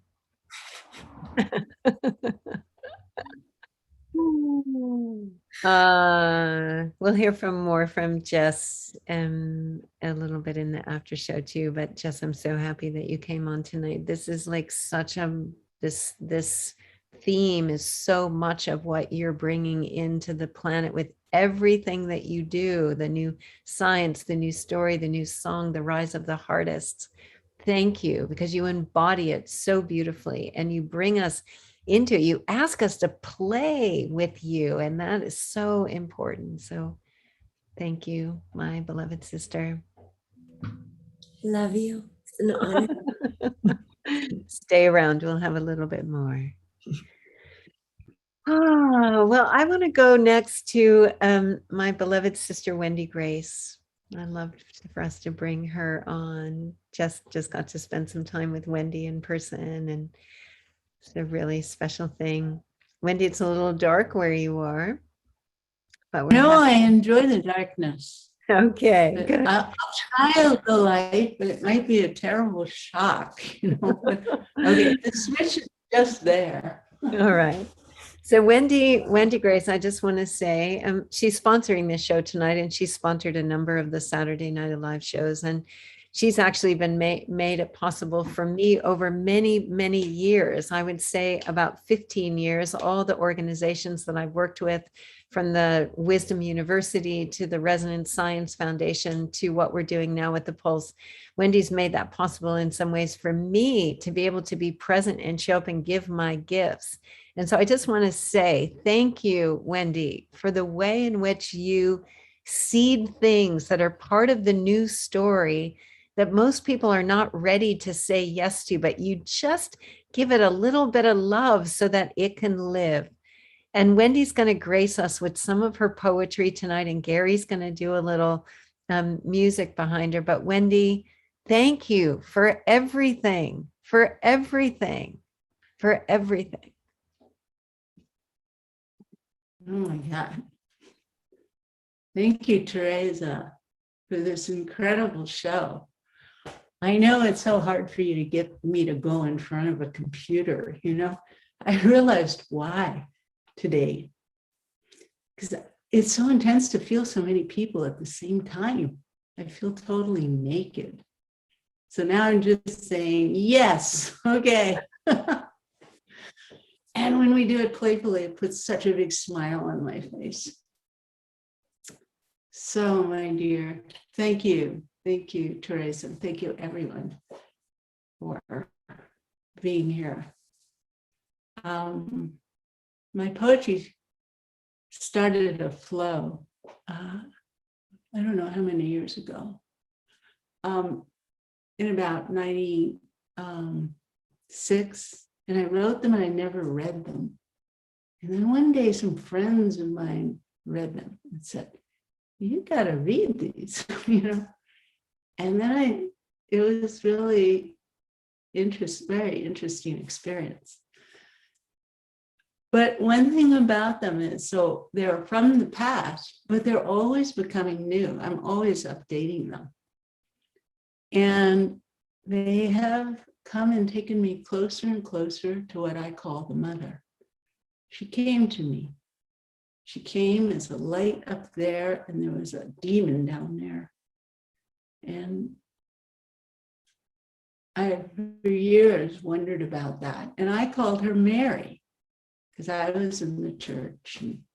But I gave her that name. And over she says, never fight about my name. Never come between me and my connection with any of my loved ones. I have 1 billion names. I have a name of every iota, every frequency of the universe calls to me for life and consciousness. And she is so beautiful. So we have this relationship. And my year in Hawaii was very difficult. Heartbreak, all kinds of sick, everything. And I finally was able to shed my stories about relationship completely. And I put a statue up on top of the cabinets in the kitchen.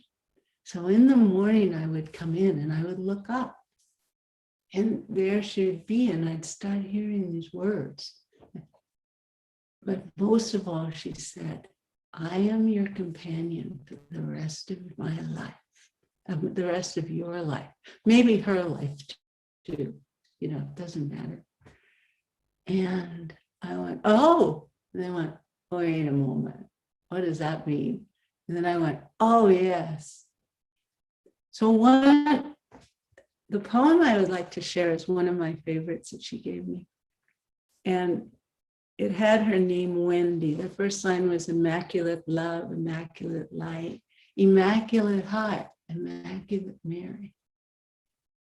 And I would share it, and in some audiences, as soon as I said Mary, I'd feel like the shadow come over half the room. I thought, I gotta find, she wants to help me find something that will touch everybody. And I think I found it. Finally, after years and years, it came through. So I'm going to share this poem. Okay, Gary, where are you? Start some music. Getting hot.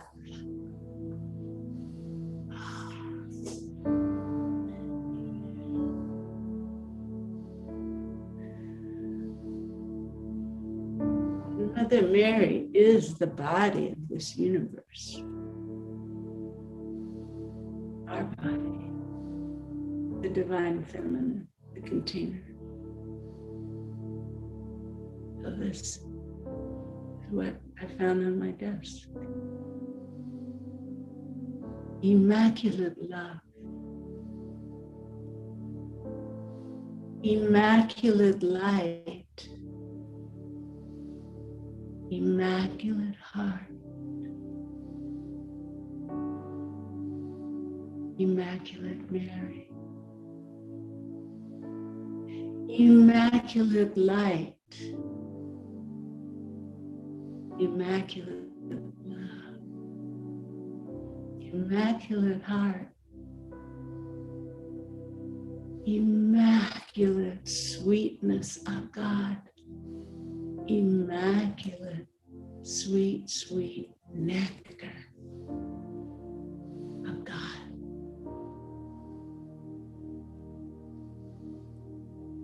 So just as this is, feel that nectar. It's a flow that can just flow through our body.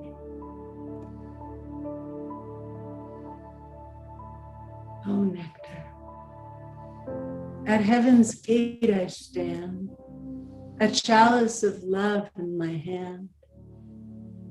I'm coming to touch your hearts so you love one another.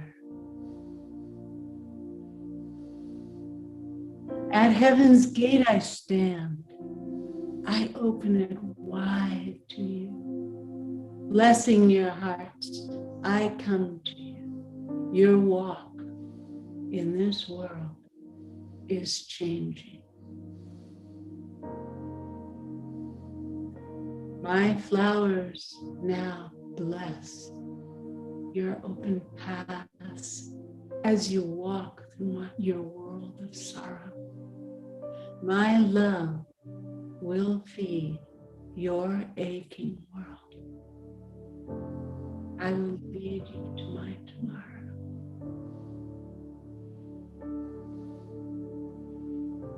No person's mind has ever seen the sacred glory of my dream.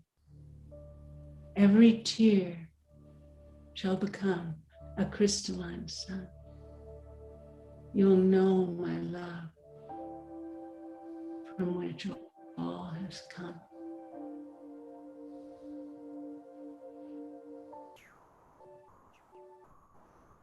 Immaculate love, immaculate light, immaculate heart, immaculate sweet, sweet nectar of God.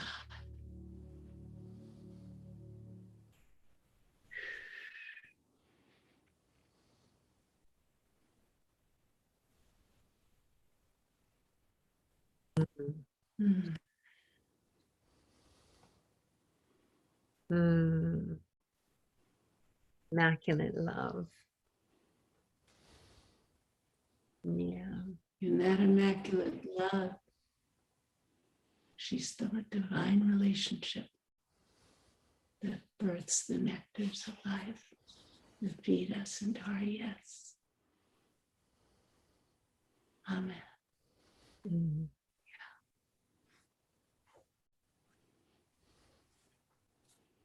Thank you. Thank you, Wendy. That was so beautiful. So beautiful. You should see the comments in the chat. You can really feel your presence through the whole. Yeah. I love that Kelly Lynn wrote, Oh, every wow. tear becomes a crystalline sun. Yeah. Yeah. Thank you. And we bless our tears, drink them, let them fill the ocean. I don't know if you got to hear the music, Wendy, but you were so resonant with the music that I was supporting you with. And I hope it was just the right amount of soft underneath you. But you're definitely going to want to look at that again, because there was some major resonance between the content, delivery, energy, and words that you spoke. It was beautiful. Thank you. I felt our relationship. Yes, all of us. Yes. Thank you. Let's just send this immaculate love, just continue to send it around the planet to all the places on the planet that need it, and especially to every cell in our own bodies so that we can stay present and choosing love in the face of whatever we face. Yeah, so beautiful. And let's send that immaculate, let's send that immaculate love. Yeah. Beautiful.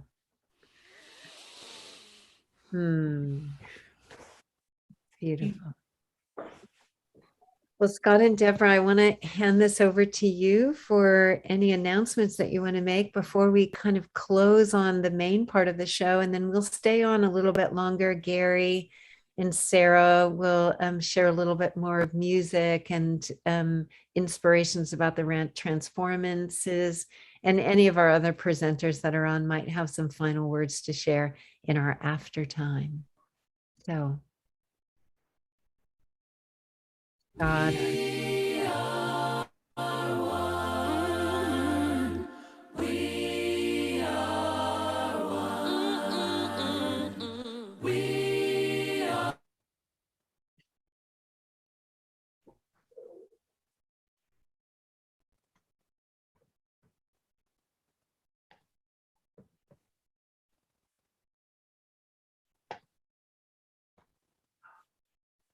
Did you lose the sound?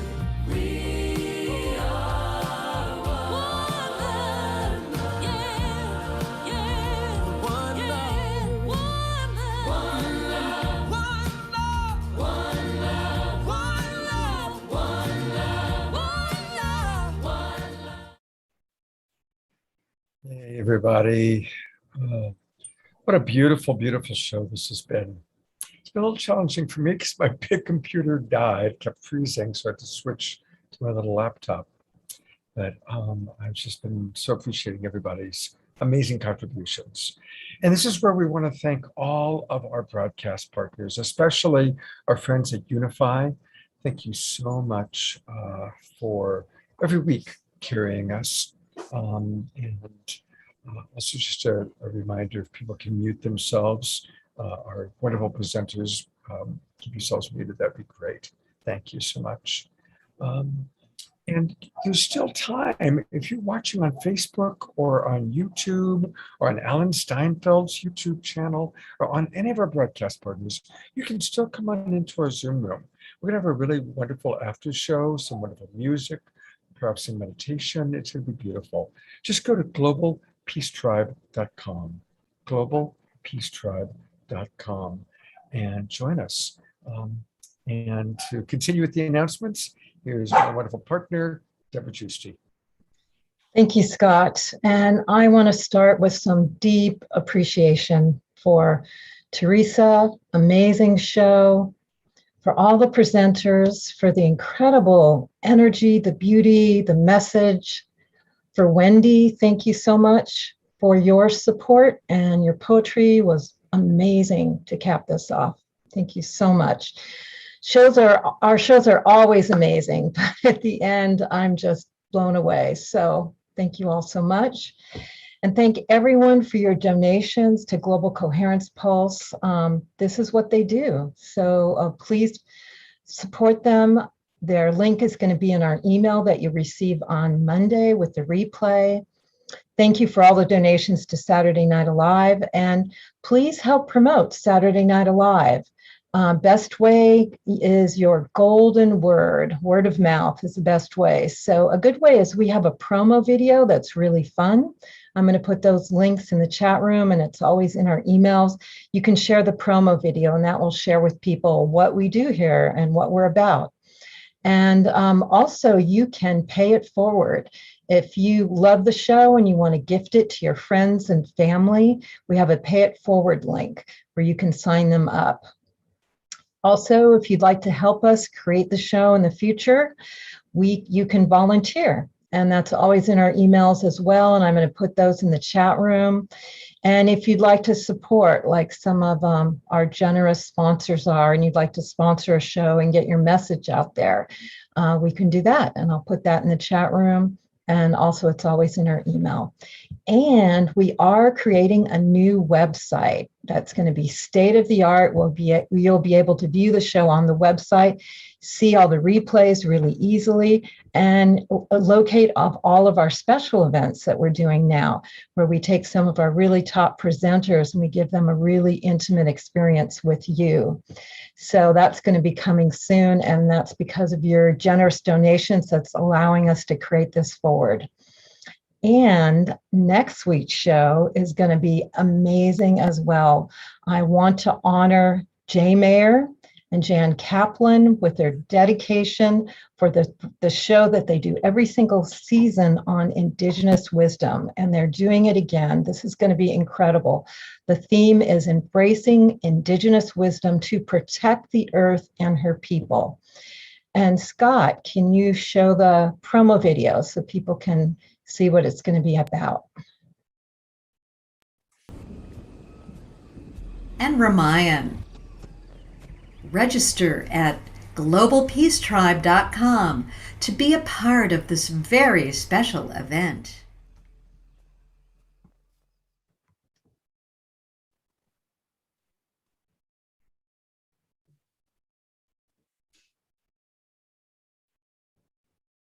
And thanks again to Jay Mayer and Jan Kaplan, who collaborate with us on this show and sponsor the show. And hello, Jay, giving you so much love for your dedication to support Saturday Night Alive, and especially getting the Indigenous wisdom and honoring Indigenous elders, and so important for this time. Thank you so much, Jay and Jan. And the beginning of September, we have an incredible show coming up. It is going to be Experiencing the Alchemy of the Divine, Human, and the New Earth. We are going to be co-hosting with Sananda and Shakina, who are the twin flames. And we've got some incredible people coming on, like Meg Benedicte and other special guests that we're confirming right now. So we've got September planned out. And Scott, would you like to continue the announcements for September? Absolutely. We've got on September 11th, of course, it's 9/11, the exact day, and it's the exact 20-year anniversary of that very extraordinary day. And so our theme is transforming tragedy into rejuvenation. And we're going to be celebrating 11 days of global unity. It's this amazing organization. We're collaborating with Rick Olthuk, and we're going to have a special guest, Andrew Harvey, and many other wonderful speakers. On September 18th, we're collaborating with Ben Bowler of Unity Earth, and we're celebrating the International Peace Weekend. And we'll be honoring peacemakers and wayshowers. And then again on September 25th, once again, our beloved Jay Mayer and Jan are bringing together a beautiful show, which will be honoring current spiritual leaders who are transforming our world.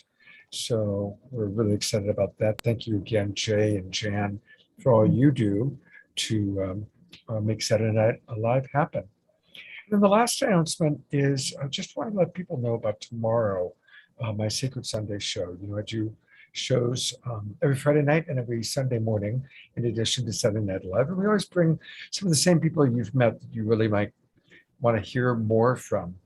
And tomorrow is going to be very special. It's going to be all about the healing power of art. You might recall Mariela de la Paz. She's one of our dear friends. We raised money for her last week. We want to continue to raise money for her tomorrow. And she's an amazing artist. So we're going to see her artwork and learn how she's dealing with her cancer journey through how her art is helping her. And then one of our very favorite musical performers, an amazing woman, Nina Gray Porter, will be joining us tomorrow morning live. And Nina is going to be talking about how she uses music to cope with social and racial injustice. That's Sunday morning, 10 o'clock Pacific time. Come on into the Zoom room. Deborah's putting the link in there.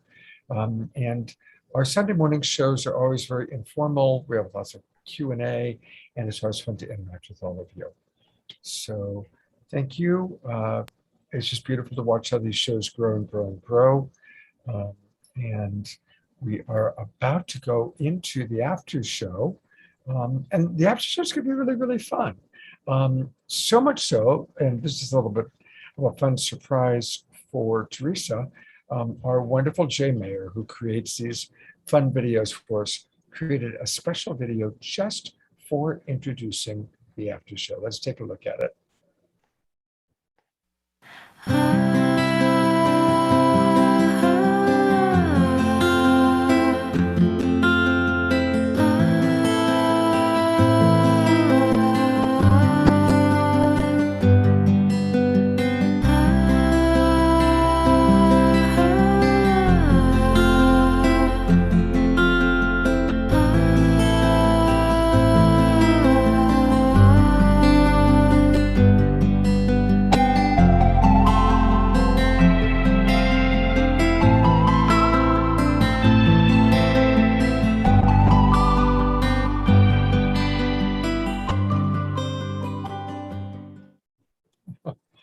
That's really fun. Thank you, Jay.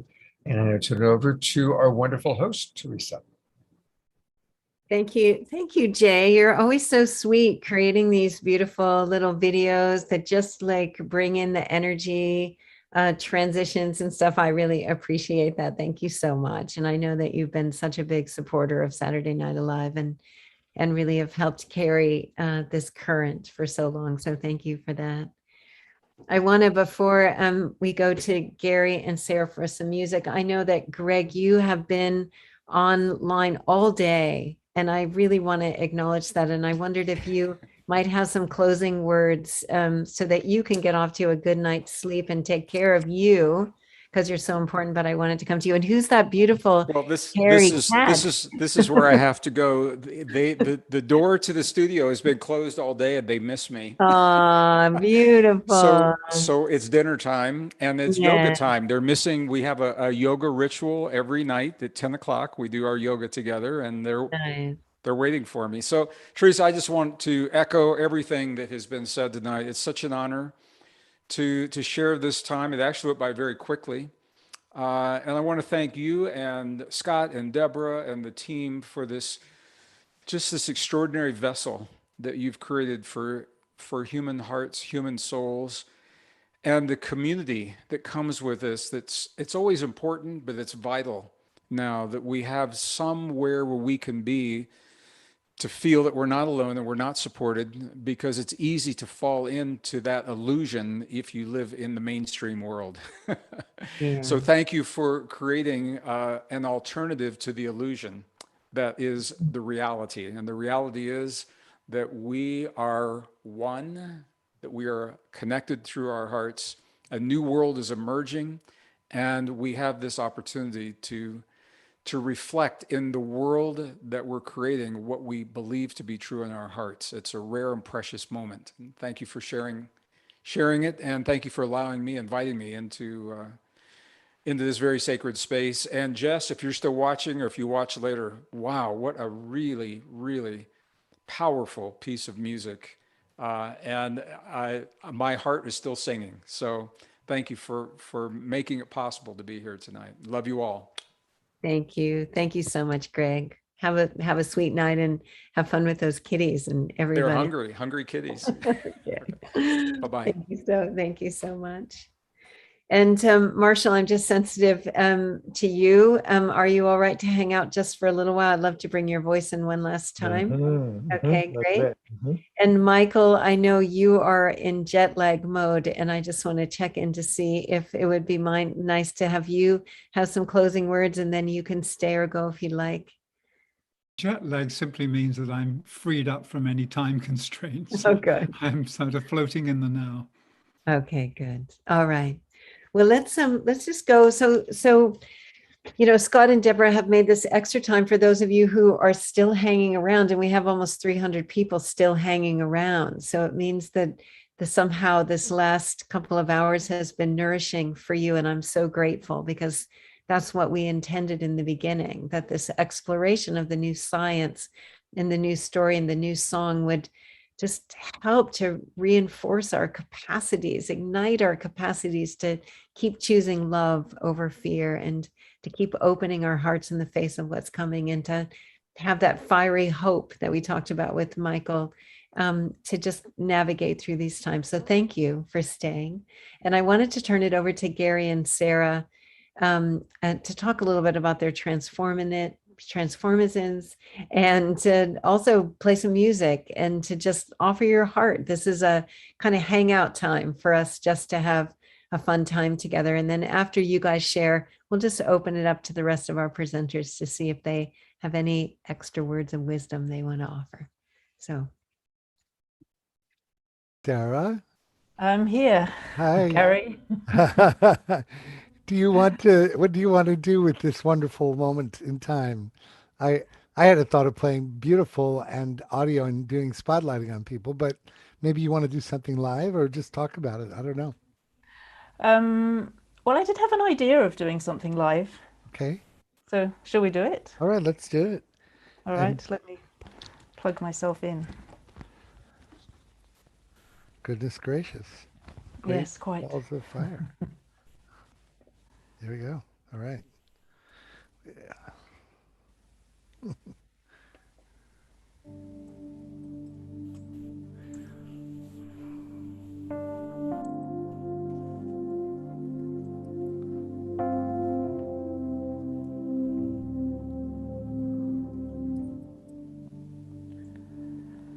let's respond to all the messages that we've been listening to. And let's right now have so much love for ourselves and for each other that we are bound to thrive.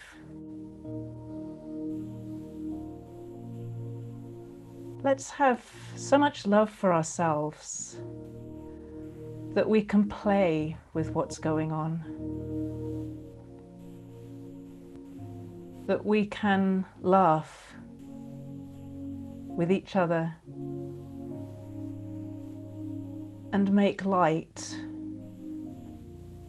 when sometimes it's so tempting to be drawn down.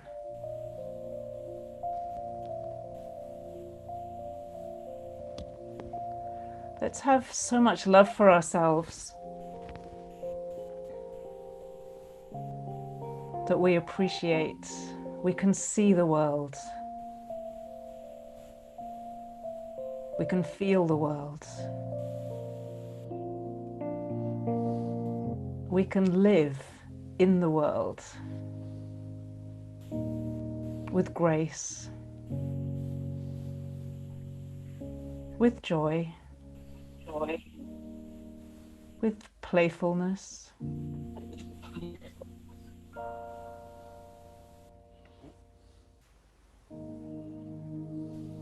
and let's bring together all that we've been listening to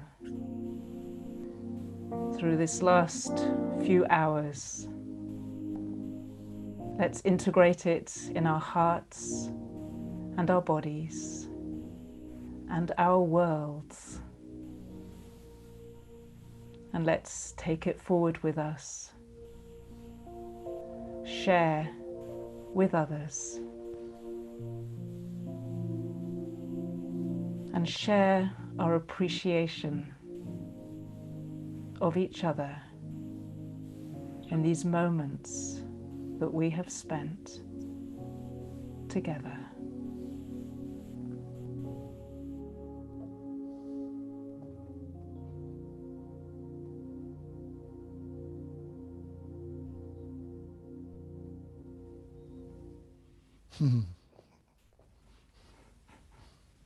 Well, we've never done that before. No, it's a little bit lighter than some things. A little bit. I love it. And we'll have time for more. And I wanted to take a minute to share something for both you, Gary and Sarah. Sarah, you have this webinar series that's coming up, and I wonder if you want to share something about that. I think it's important that we come together and we learn how to bring this voice through. So tell us about this webinar. Yes, I reached a point a little more than a month ago. I just said enough is enough. I had spent so much time trying to figure out what's going on in the world at the moment, and I realized that whatever I figured out, it wasn't going to provide the answer or the way forward. And so it became a kind of turning point for me. And I decided that I want to work with people to be on that leading edge, on that edge of the unknown, because it's the only place that I believe will take us to a story for humanity that we really feel that we would love to live. I don't know any other way to do it. I think we have a lot of knowledge, but I think with all the knowledge we have, it's just not enough. It takes us to be in that wild place and to be able to live right in the space where we don't have all the answers and where we can bring the best of what we have, but we can open to all that we don't know and that lies in the future ahead of us. And so I made a free webinar series. I've run 3 of them already. I'm just about to start another one on the 31st of August, American time. It'll be the 30th in Europe.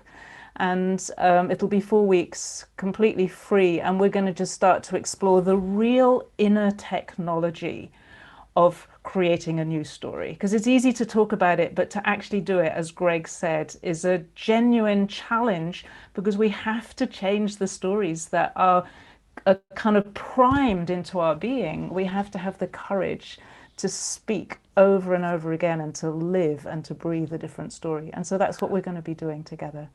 Thank you, Teresa. You're on mute, Teresa. I'm just putting the link in the chat because people are asking for it. So I'm doing that right now. And I agree with you 100%. You know, we've been having conversations with different groups of people, and it seems like we're all turning our attention away from being informed about what's going on, like a little bit of that, but not enough that it's distracting us from actually what our main purpose is. And that's going inward, tuning into the uniqueness of ourselves and understanding the new story that's emerging and living it. So I'm so glad that you're making that choice. And I think those turns of our attention and how we're using our time and energy are essential right now. I am So absolutely with you. Thank you, Teresa. Yes, totally essential. I'm going to join in. I think that's so perfect. And Gary, you have your Saturday Soul Song Saturdays, and it's Soul Song another celebrations, whatever they're called. Yeah. And, you know, I want to make this really clear.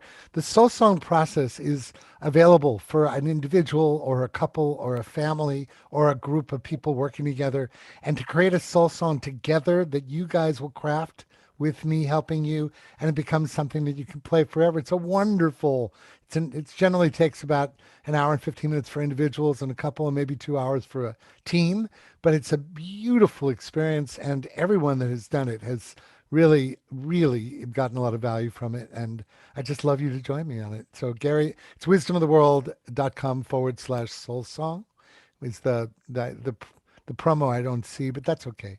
Just go to Soul Song at the Facebook group also, and that'll give you all the information. And yeah, if we got to resonate it in order to create it.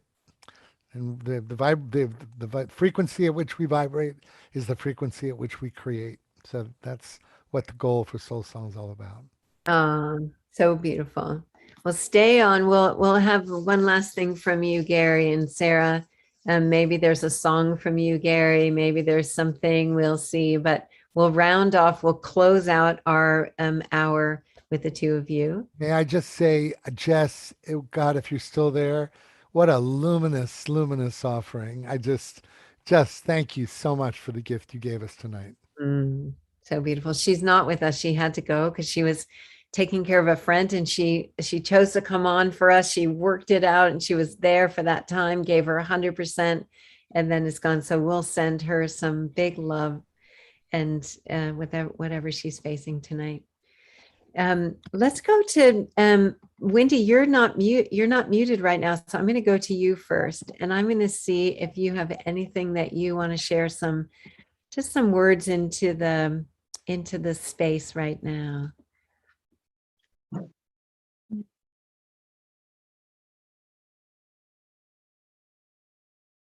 Gratitude.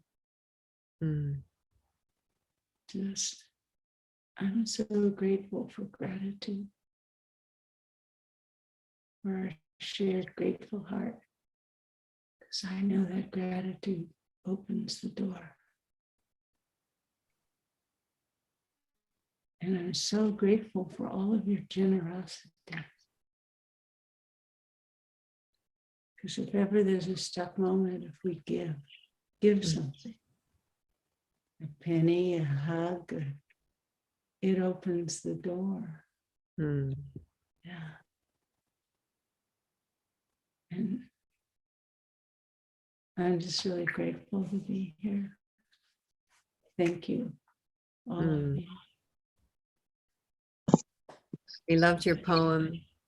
So beautiful when you share those. They're so resonant and so deep. Yeah. Yeah. Thank you. You look beautiful. How about Michael? I'd love to, I mean, you started us off in the beginning after Jude, and you've been sitting in this field and kind of taking it in and sharing your love. And I just would love to hear your voice and what you might have to share now with us.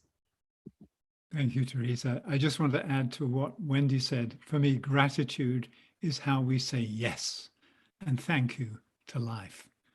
It opens up doors. And I thank you, Wendy. in listening to Gary and Sarah, words came to me as this old world that is fundamentally flawed because we really didn't understand the true story begins to fall away. It's easy to get distracted by the din of the dissolution that will be taking place. And so as Sarah and Jeff were giving of their gifts, I heard the words, stand firm together, stand softly together, stand kindly together, stand lovingly together, because this is the stance. This is how we stand to sing in the new song. And it comes from the heart. And what I've realized over the last couple of years in working on stretching and practicing, muscle heart exercises, is that my heart was constricted. It was tight and it needed to be loosened up, and so that it could be joyful. And joyful doesn't mean ignoring the pain. It means that we understand the pain as the result of choices that are not in harmony. And I loved what Marshall said about moving from harm to harmony. And I think that's what it is, because it's the harmony of the spheres. The song of the universe is already a perfect song.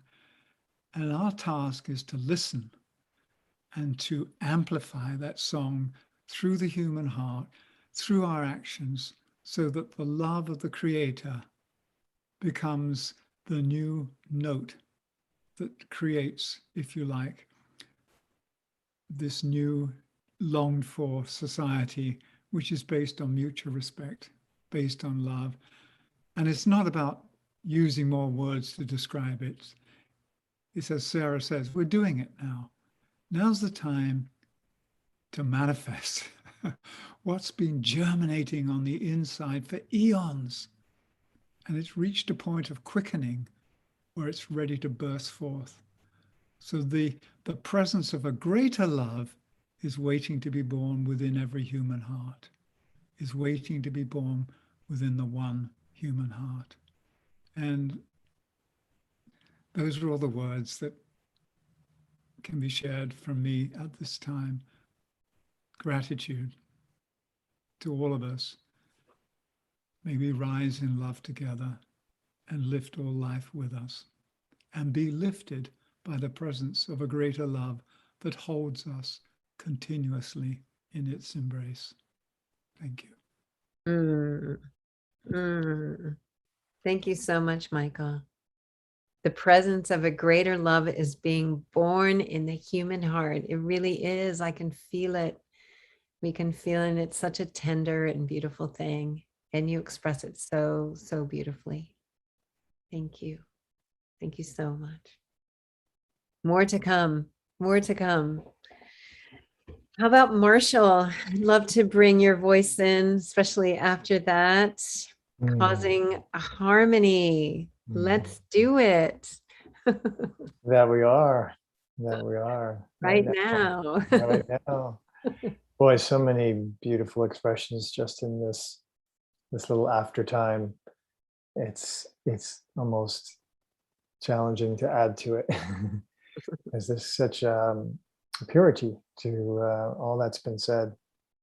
And I guess what was coming up for me is to acknowledge that the human family is really going through the dark night of the soul, and the collective shadow is just surging up to the surface, and the deceptions and the corruptions and all those kinds of things are being revealed, and are going to be even more so in ways that are going to be shocking for a lot of people, and challenging and disturbing, and and ultimately that's a really good thing because we need to actually see all this stuff for what it is, and awaken to not only being able to perceive and acknowledge and see what we don't want to choose, but then for us in a larger and larger collective scale to say, well, if that's not what it is, what is it that we want? And that's what we're doing here, of course. And that's what we are readying for our beautiful family to have as our offering. And the songs, the science, the story, it's so important now. And in that, in this time of this great transformation and transition, where all this shadow play is just coming up, I just want to invite us to celebrate that, actually, to celebrate that we're in this time. It's not going to be the way it goes for eons to come. We feel that, we know that in our hearts, and that we can celebrate that we're in this time now and bless it, not engage with that which we know is falling away, and create that which is new, whether it's the story, the science, the technologies, the systems, the communications, the relationships that are deeper in our hearts and true to our clear minds and pure hearts. So with that, I celebrate all that is happening, and I also put my attention on that which is emerging and new, because that's what we're doing together to create that world. Yeah, that's so key, is to trust that the chaos is part of the process, that it needs to break down in order for the new to emerge, and to place our attention to what's emerging beautifully inside each of us. And thank you so much, Marshall, for being on, and for all of the years that we have been journeying together and have continued to say yes to this one great love, and to let that express into all the things we do. I love you so much. Yes is a constant. Yes, it's a constant. I love you too. I love you all. Well, Gary popped in the chat that he has the perfect thing to follow what you're saying. So I'm turning it over to Gary. Yay. And Marshall, this will be like a whole homework week with you. But if we had the opportunity to spotlight individuals other than the people on the panelists, I love that. But one of the things I've been doing is taking the hardest track that I had to come up with during the scoring of Thrive was when the world was going to hell in a handbasket in July of 2020.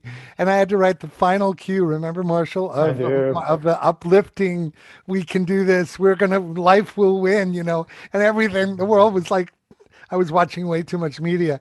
And I really took a lot for me to turn off the media and say, what is Foster and Kimberly really imagining? And I remembered heaven on earth can only be created when we vibrate at that frequency.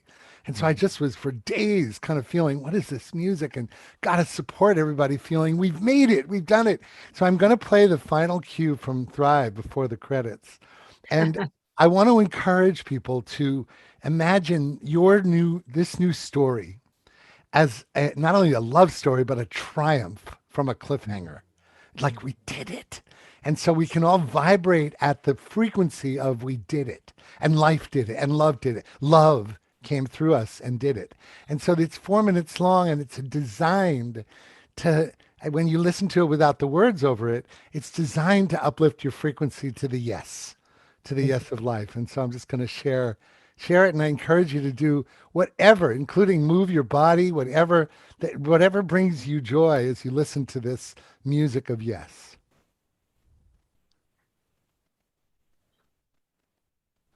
Oh, shit.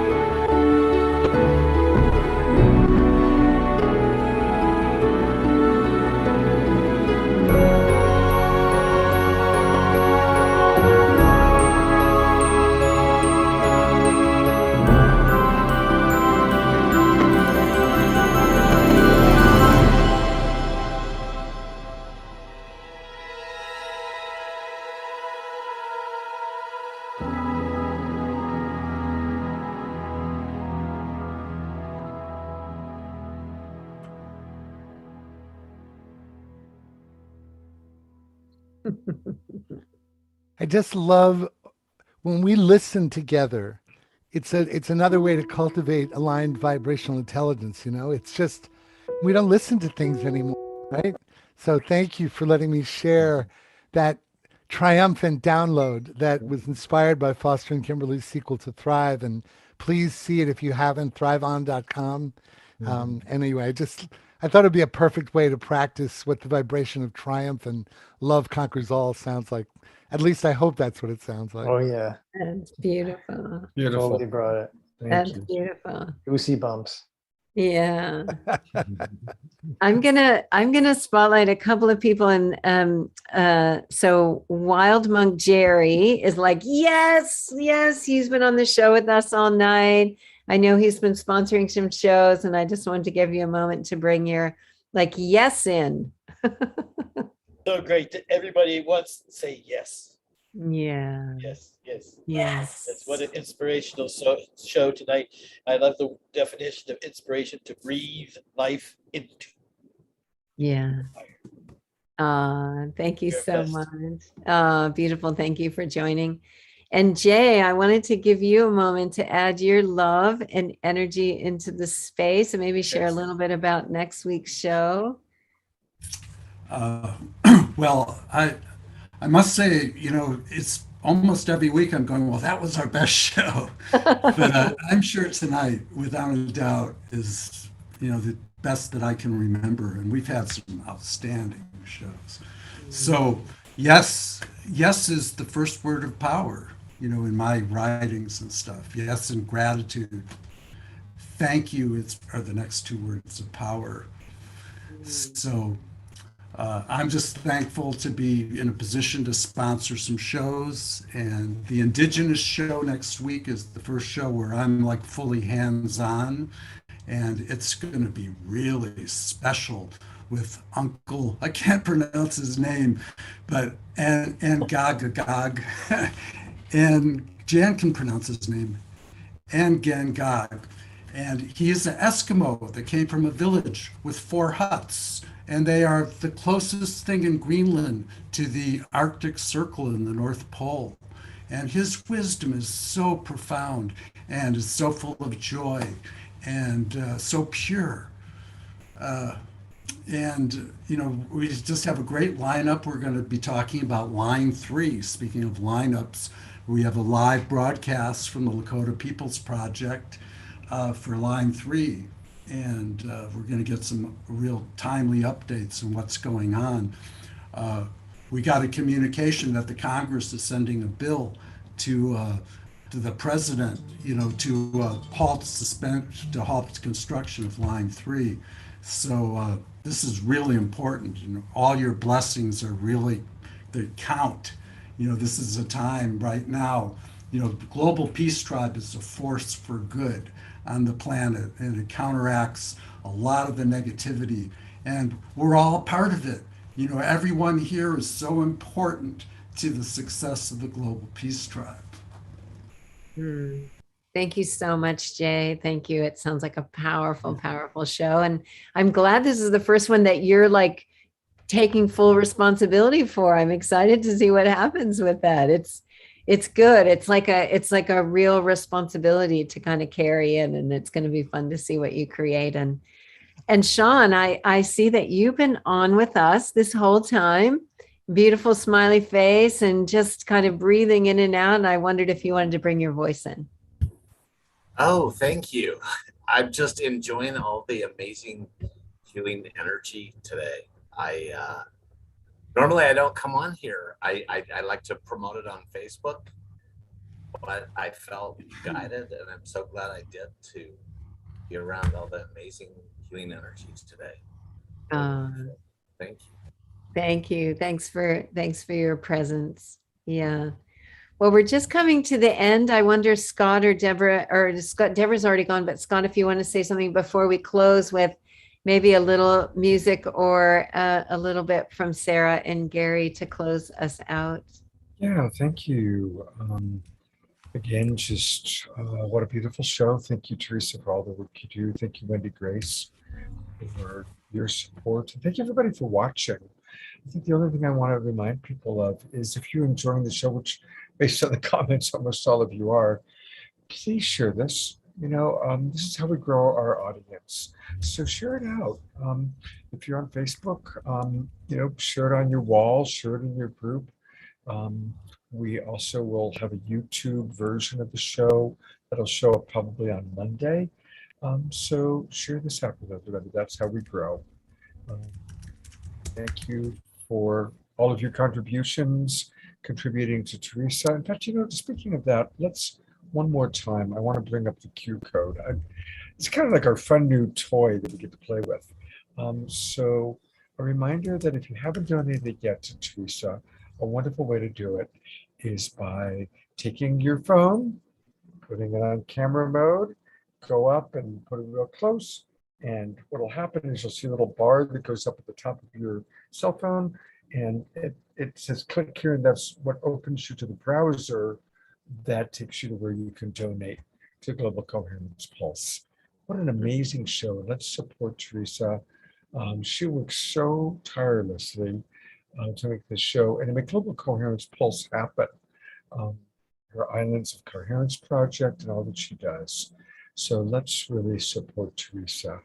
And by the way, she did not know that I was going to do this again. That's how she turned it over to me. So let's all support Teresa. And thank you, everybody, for being a part of our show, being part of the Global Peace Tribe.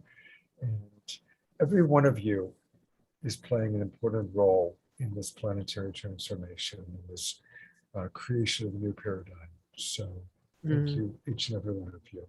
I'll turn back over to Teresa.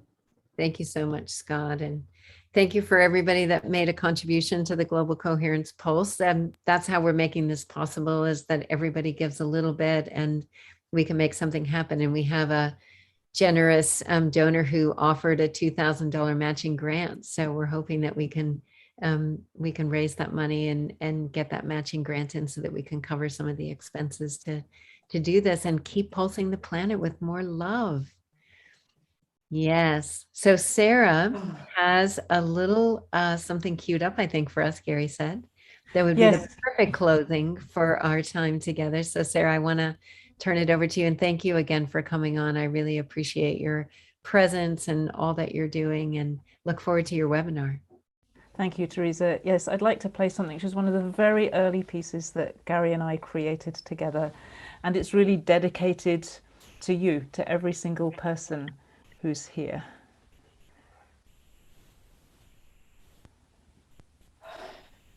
It would be good if everybody could be muted.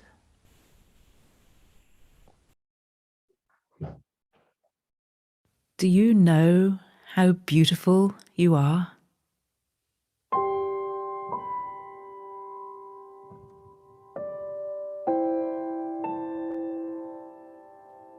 Have you ever stopped to look at yourself?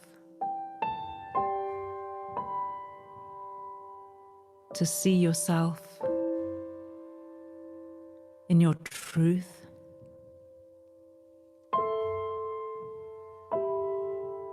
In the clarity of who you are?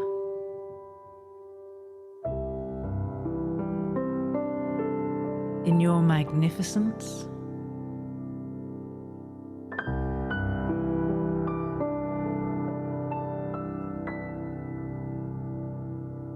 If only you could see what I can see. If only you could know what I know of you.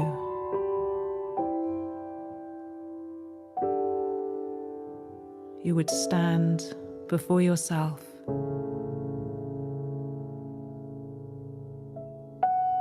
in awe.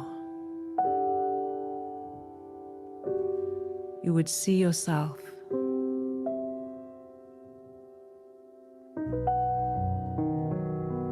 you would feel yourself. You would know yourself.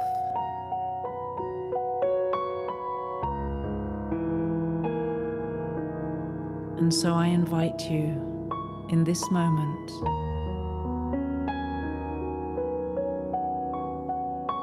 to see how beautiful you are,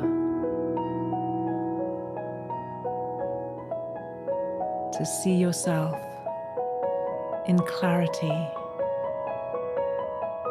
in simplicity, in your true nature.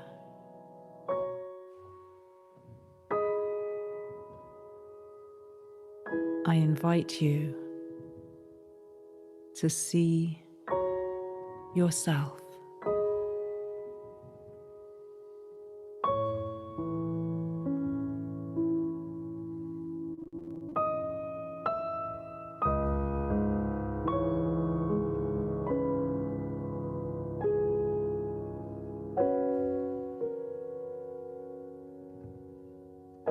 You are so beautiful.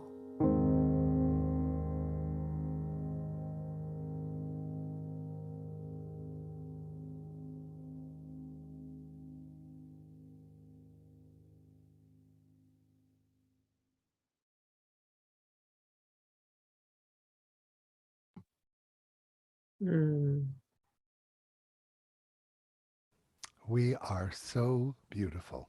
We are so beautiful. That was perfect. That was so perfect.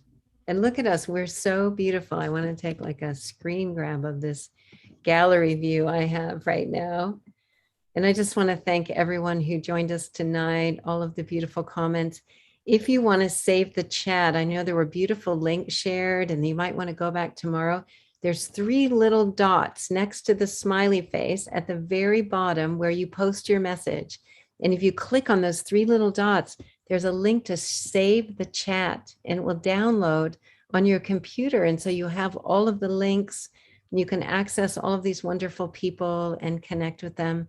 And especially when you need it, when you're feeling a moment where you're just struggling to choose love, to just rise above the challenges, we can tap into each other. We can tap into this moment we're sharing right now. We can do whatever we can to bring ourselves back to that place. So thank you so much. How do we share the chat? So there's a little, does everybody see that? Is it just me? Down in the corner, down where you put your message, there's 3 little dots next to a smiley face. And if you click on that, it'll open up a little box and the top thing says, save the chat. Teresa, I think that's only for presenters. I think that it's only for presenters. But what I'm happy to do is if anybody wants a copy of the chat, send me a Facebook private message with your email address and I'll email it to you. That's what I've had to do recently. Thank you. Yeah, and actually it turns out that Jay made a special good night video for tonight. So we actually, and I loved what you just played, Sarah. That's so beautiful. Thank you. Just your voice, your choice of visuals, of course, Gary's music. It's an amazing combination. So I just appreciate the incredible artistry, to use a Jess Magic term. So this is going to be good night, everybody. You just go to, if you want the chat, go to Facebook, private message me. I'm the only Scott Thomas on the planet. I'm easy to find. Give me your email address. And we're going to close with this sweet, short little video from Jay. Please do come on to Sacred Sunday show tomorrow morning, and we'll see all of you soon. Bye, everybody. Thank you Good night, so much. everyone. Thank you. Beautiful being with you all. Okay, here we go.